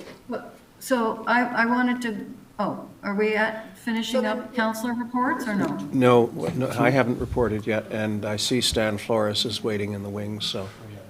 So, All right, I just want to reiterate something that Fred Nix brought up about housing. And yes, there are, the housing strategy document done by the county is something we need to know about. We also need to know that there is the Canadian Association Alliance to End Homelessness, which you can all go and look up, and that's now where Anna McGregor is working. And they are quite a force. And also, DCEC, which is the Dufferin County Equity Collaborative, has a housing and homelessness work group. And back to what Fred said about, local action, if we were to be so bold as to define what we want on those two spaces, and then tell the developers what we would like to see on those two spaces that are available, we could maybe negotiate something that we want, as opposed to something that they want. And that's a give and take, and that's a negotiation, and that's a conversation, and a Well, dialogue, which we have not had any conversation I between council beg about to- what we would like to see. I beg to differ. In one instance, we met with the proponent. We told them that their proposal was probably a non-starter and go back to the drawing board, which they apparently are doing. In the other case, we are in front of the Ontario Land Tribunal, and that developer has taken us to divisional court as well, and that's a matter of public record. So they know how to read a room. They know that what they put forward to us was not acceptable and certainly was not affordable housing by any stretch. And to now go back with a hearing potentially pending and a court action in process, I think that I'm not going to say any more because it's probably something that should be said in camera. Okay, and I appreciate that, Mr. Mayor. What I'm saying is we as a council and staff have not defined what we imagine. What we imagine could be Oh, brought yes, to Mono. I mean, a number of us have spoken about tiny homes. We've talked No, about. I mean, this is what could be built here, a complete community. Like, we have not articulated what that looks like, and so if we don't have anything to present back to say, this is what we would like to build, if you would like to build it, then, we're starting just again from blank space, and I just think it would be beneficial for all of us if we had a plan idea in our own minds of what the housing looked like, how the housing could be supported, whether there was on-site working opportunities, whether there was on-site recreation, all of those things. So I'm just putting that out there. Okay. And I got to say, that's overreach. That's an overreach. That's No, not it's our not. position. That's If we defining had, what we want for our municipality. if we Thank you. had, Sorry. if we had our own land, that would be a different thing. But it's overreach. So we can give our opinions in informal settings and so on like we have, but to actually go out and tell people what they have to start with to build, it's, I think you'll find in the Municipal Act, it's overreach. Well, I actually was attending the AMO land use workshops, and I met some counselors there who have done exactly what I just said. And they talk to the developers and they say, we are interested in this and not this, and this is what we'd like to build. And they have those conversations and they get what they want. So it Well, happens. We've met with complete inflexibility on the part of one of the two developers, and we await the response of the other applicant. I'm going to interrupt this so that we can go to That's okay. Stan. Thank you for that. So Thank that we you. can go to Stan Flores, and I'll do my report after we've come out of in camera. And I'll do my report after. And, oh, sorry, Mike? Sorry, Your Worship, so Stan is scheduled for 11:30. Okay. Just so council knows, he's probably come in early in case. Oh, just to turn on his camera, okay. But we can always go to Stan first. That No, would no, be a let's, better utilization of his time if Okay. we went in camera. But, sorry, we have councilor reports to finish. We're not Can quite I- done. Ralph Can has I, to do can I his. go back to the fire board item, if possible? Staff's impression as to why council didn't say anything is because you're happy with the existing situations. Yes. We don't know I don't know who drove this at the county, but I'm sure it was a $20,000 to $25,000 study. $70,000 study. Staff is under the opinion that council is pretty happy with our current structures. The treasurer is happy with well, nobody's happy with the cost of emergency services, but it's a great service that we're provided, and so staff I'm trying to figure out the flavor of council, and I know maybe this discussion will bring it forward, but I don't know what we're going to get in that discussion other than what's in the resolutions of all the lower tiers of Dufferin County, which are already public record. Okay, I can address that. I can too. Okay. Go ahead. I think you're right, Mike, but I think what we need to do is say that in a discussion, come to a conclusion. We are happy with the current service. If we can agree to that, then we send the county, as the other municipalities have done, the message. Hey, we're happy with the current service. Putting that on the public record at the county level really throws a spanner into the works because, well, let me give you, no, we'll have this discussion later. I think we need to make that decision and put it in the public domain. Ralph? And if I can comment, I think that we have a complex fire management system here. We have four agencies, Caledon, Shelburne, Rosemont, and Orangeville, all providing us service. So it'd be good for us to talk about it a little bit and get a sense of whether everybody's happy with each one that's being provided. And if so, what you're saying, Mike, is it true? Then I think that we should put that, document that, as Fred has suggested, and that'd be a report, a useful report. And also, I think that it behooves us to try and answer some of the questions you've answered. What's pushing this? And I haven't pushed that, but I know that one municipality in particular was the first one to lead off the bat. And I could easily talk to some of the councillors there and say, what's going on? Why are you pushing this thing? It seems to me that we got onto this is just my opinion, but we got onto this because of the report that the county had. And I'm suspicious of the report just because I'm suspicious of reports in general, because they have to come up with change often. Okay. So I think we need to have that discussion, and the basis of it is the existing materials. I don't think we need to create a new document or a new set of recommendations. I think we're all prepared to talk to it. So that's fair. Okay. Thank you. So is it the wish that we go to Mr. Flores? So Stan, I don't know if you have your speakers on, but would you be available if his microphone's on, John? So I'm guessing Stan's available now if we were to go on camera? Could I just make an announcement before we do it? Sorry, Stan. I will be declaring, or I have declared, there's 3 items we're going to talk about in camera. Just so the public knows, I will be declaring a conflict of interest on one of them and leaving the room. Your mic, Your Worship. Thank you. So I have a motion that council move into a closed meeting pursuant to Section 239 of the Municipal Act 2001 as amended at 12 minutes past 11 a.m. for committee applications, Section 239, subsection 2, subsection B, personnel matters about an identifiable individual, including municipal or local board employees. Oh, sorry, Fred? So, Your Worship, what I recommend, because Mr. Flores is here, and you'll note that these 2 in-camera sessions are broken down into 2 separate in-camera. This is to accommodate the conflict of interest declaration.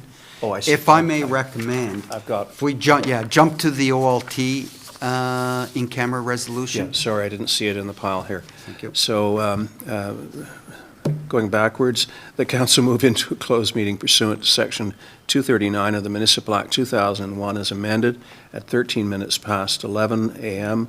for a Bruce Trail Conservancy OLT application, Section 239, subsection 2, subsection E, and subsection F litigation or potential litigation, including matters before administrative tribunals, and advice that is subject to solicitor-client privilege. Do I have a mover for that? Melinda moves, seconded by Ralph. Any opposition?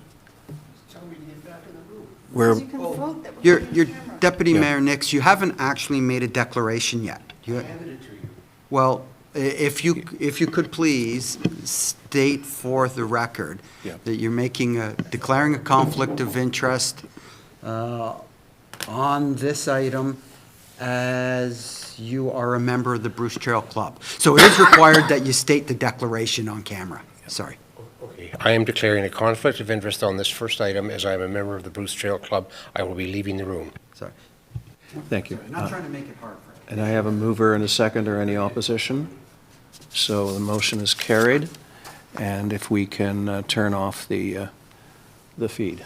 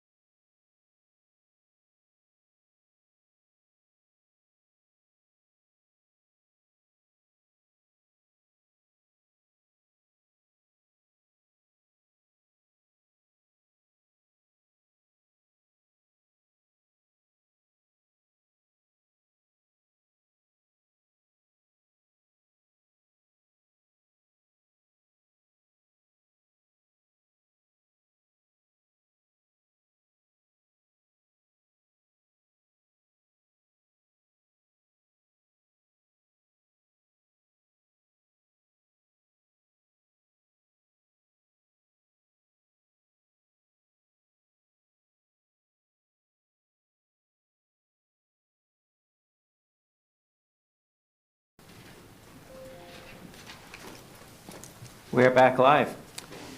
Thank you. And if, Friday, we got a list of the names of the people that did an email. Yeah, it was on the, it was an attachment. So I have a motion that we rise from an in-camera session at 12:15 PM, and that council accept the advice of the town solicitor and direct town staff of the town solicitor to proceed accordingly.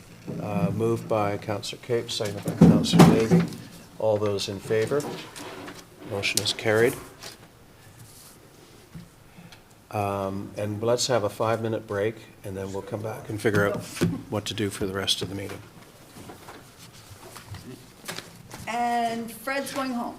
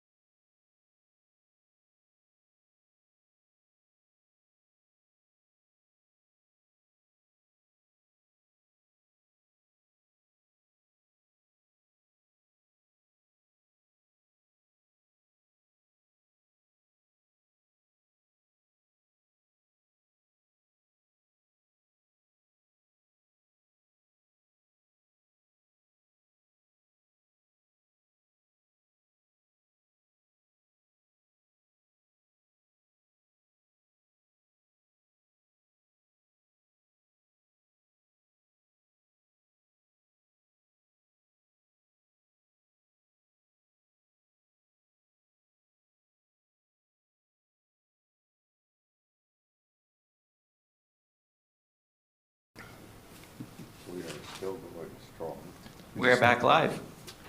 Yes, and let's return to reports of members of council. Ralph, I think we were at you. Thank you. You had to do the rise and report thing. Oh, yeah, right, thank you. We did that. We did that When did you do that? before we recessed. Okay, pardon me. Okay. Did we? Okay, Yes. sorry. Okay. Oh, sorry. Just like to make a comment about the pollinator garden. We're starting what will become our 10th season, amazingly. It's time for me to retire. And but the 10th season since we first started with the plot. The first year was actually tilling the ground and trying to get weed control, so we were prepared for the plantings.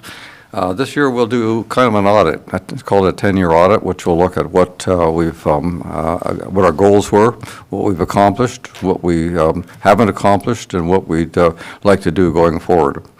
So that's going to be a significant project, and I think quite valuable to this project. Which it's important that we continue with the pollinator garden in the fashion that we have. And it's challenging because the majority of people are retired.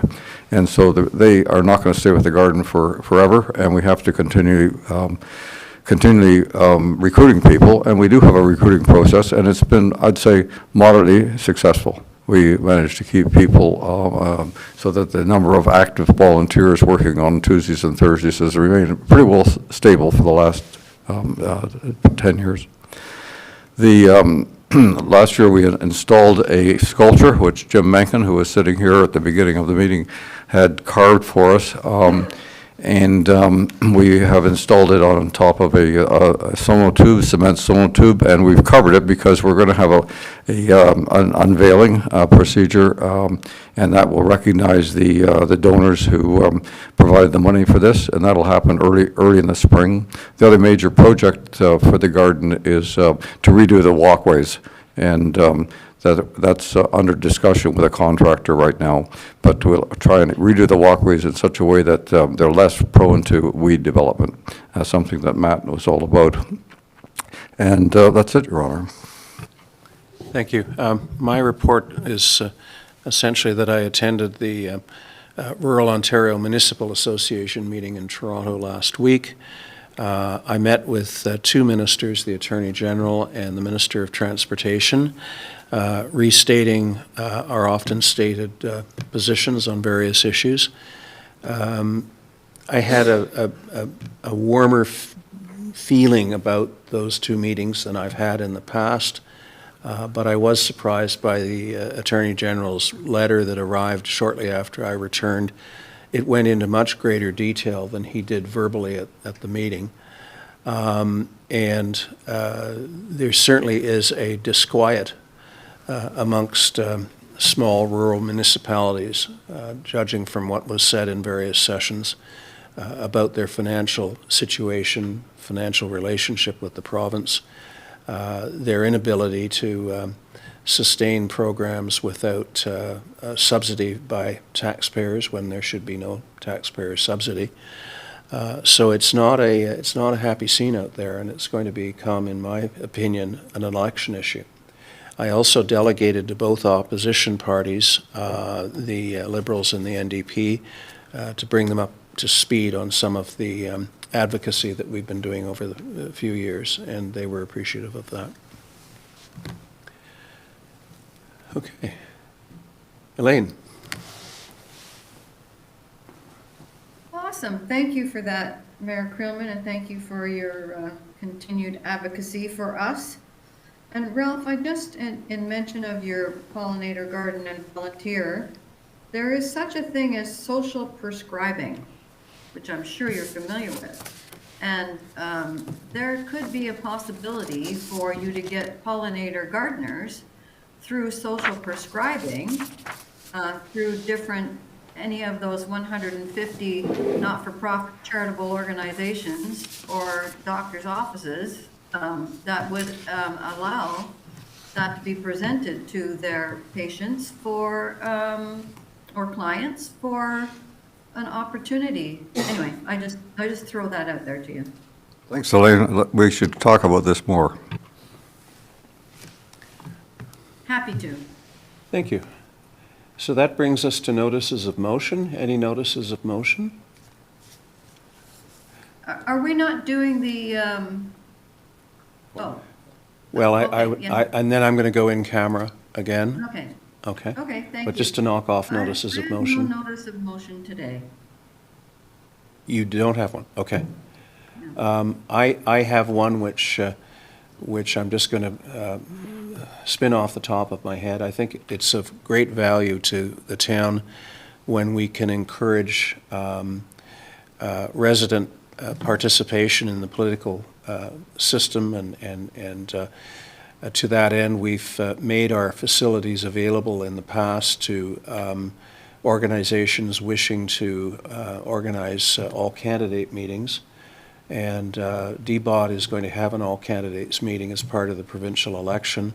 I would hope that other organizations consider doing so as well, and I think they should be offered some kind of discount or break on our normal rental rate, provided it's using a night that the hall would be dark.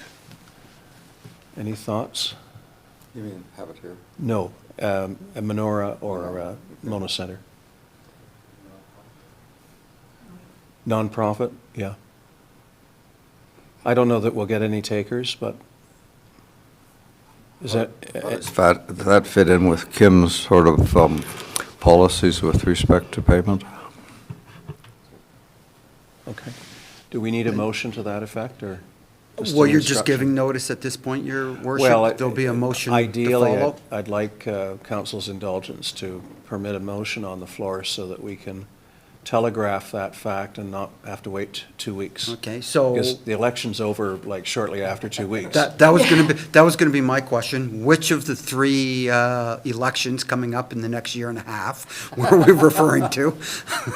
Well, I think it's something we should adopt as an ongoing approach or policy at election time.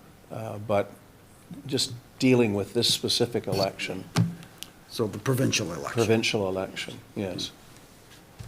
I realize this is very short notice, but the DBOT breakfast brought it to mind because they announced that they will be having their all candidates meeting, and unfortunately, there's only one.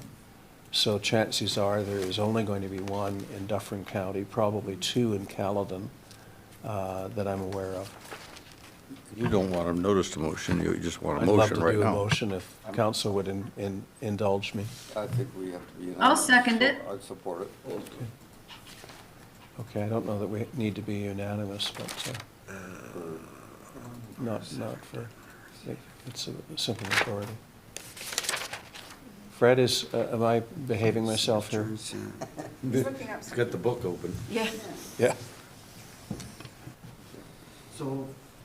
So first, Your Worship, we need a motion moved and seconded to dispense with the notice requirements. And then if that is passed, then your motion can be put to the floor today.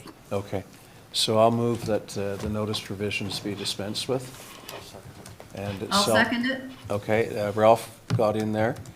Okay, good. Any opposition on that? Seeing none, the motion is carried Okay, so to the main event. just, Yes, so Councillor Capes, you moved that, but I didn't catch if it was the mayor or Councillor Manctilo who seconded. I moved it, Councillor Cape seconded. Capes.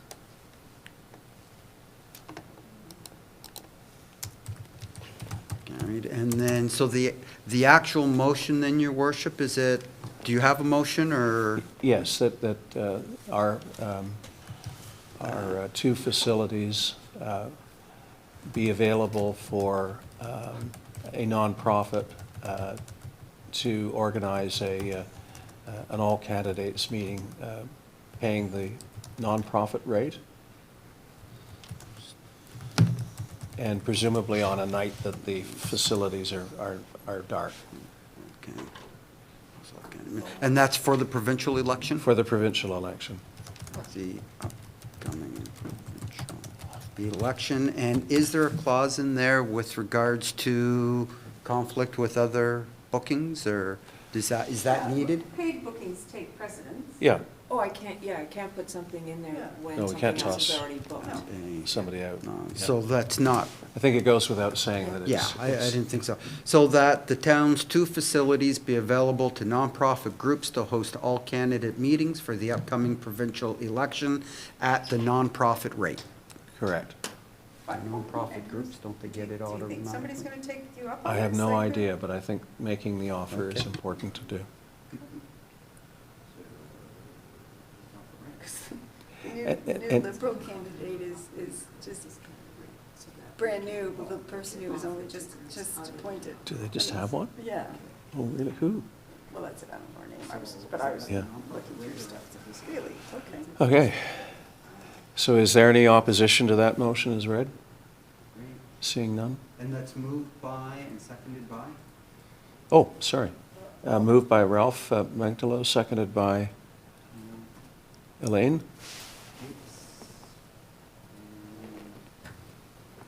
That is carried. Carried? Okay. So I have a motion that council move into a closed meeting pursuant to Section 239 of the Municipal Act 2001 as amended at 12:33 PM for committee applications, Section 239, subsection 2, subsection B, personnel matters about an individual, identifiable individual, including municipal or local board employees, and second, bylaw enforcement case review, Section 239, subsection 2, subsection E, litigation or potential litigation, including matters before administrative tribunals affecting the municipality or local board. Do I have a mover for that? Councillor Capes, seconded by Councillor Mantalo. And if we can let Andrew know. Okay, and your worship, before we go off camera, I need to declare a conflict of interest in the naming of committee members as relates to the OPP board assignment. Okay. I will recuse myself from that conversation and that vote. Thank you. I'm going to do all the assignments, or just? Well, let's, once we get in camera, we can talk about that. I don't know that we're going to do all of them today. Elaine, we may not get to that one today. There's one of some urgency, Well, I'm just declaring that now, right? before we Okay, go in camera, and if we get them all done, then I think that would be great. excellent. Okay, Okay, thank you. thank you. If we can let Andrew know.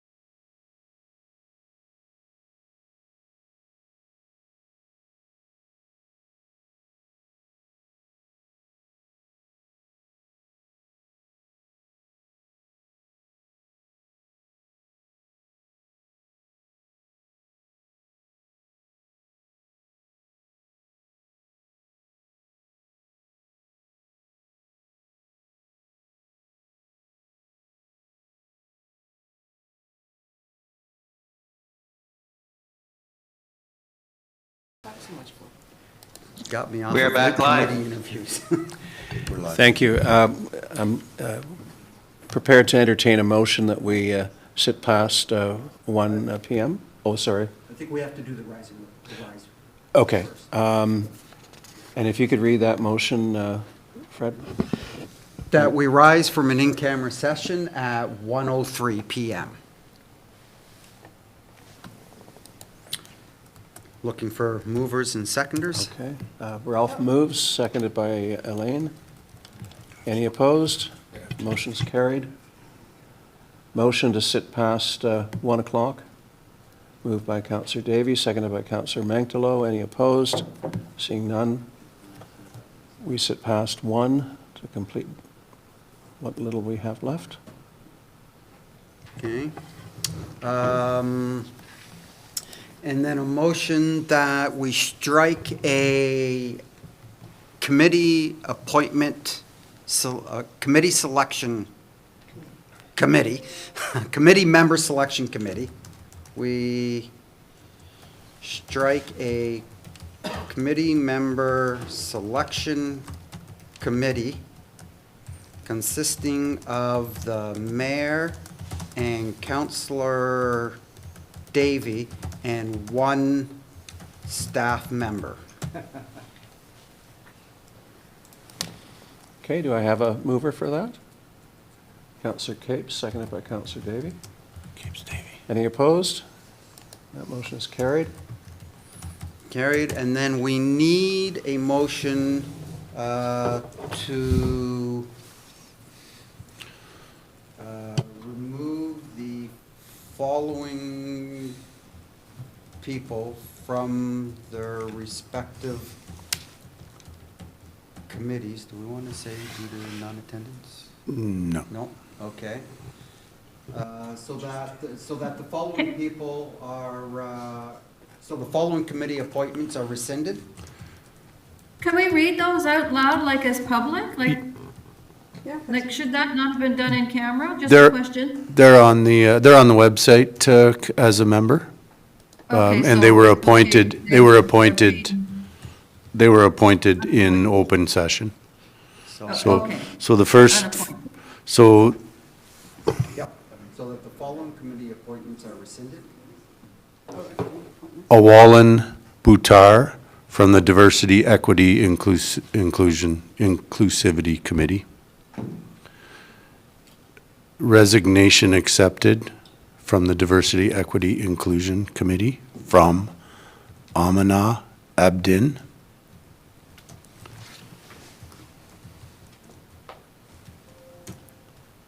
And that the letter of resignation received from Jerry Reed be accepted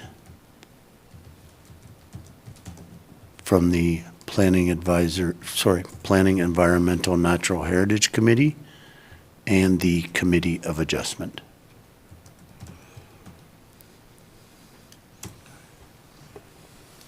Thank you, and we'll make certain that a letter goes out to Mr. Reed thanking him for his years of service. Absolutely, absolutely. I think council will get a chance to respond to his email today. Yeah. Fabulous. And do I have a mover to that motion? Councillor Mantalo, seconded by Councillor Capes. Any opposed? And that motion is carried.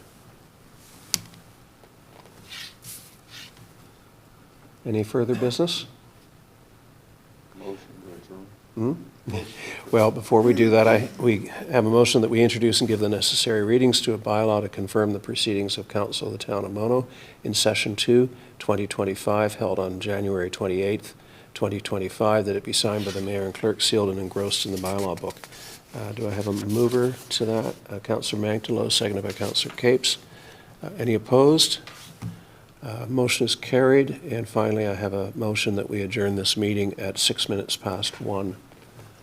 Moved by Councillor Mantalo, seconded by Councillor Capes. Any opposition? That motion is carried. Thank you very much, everyone.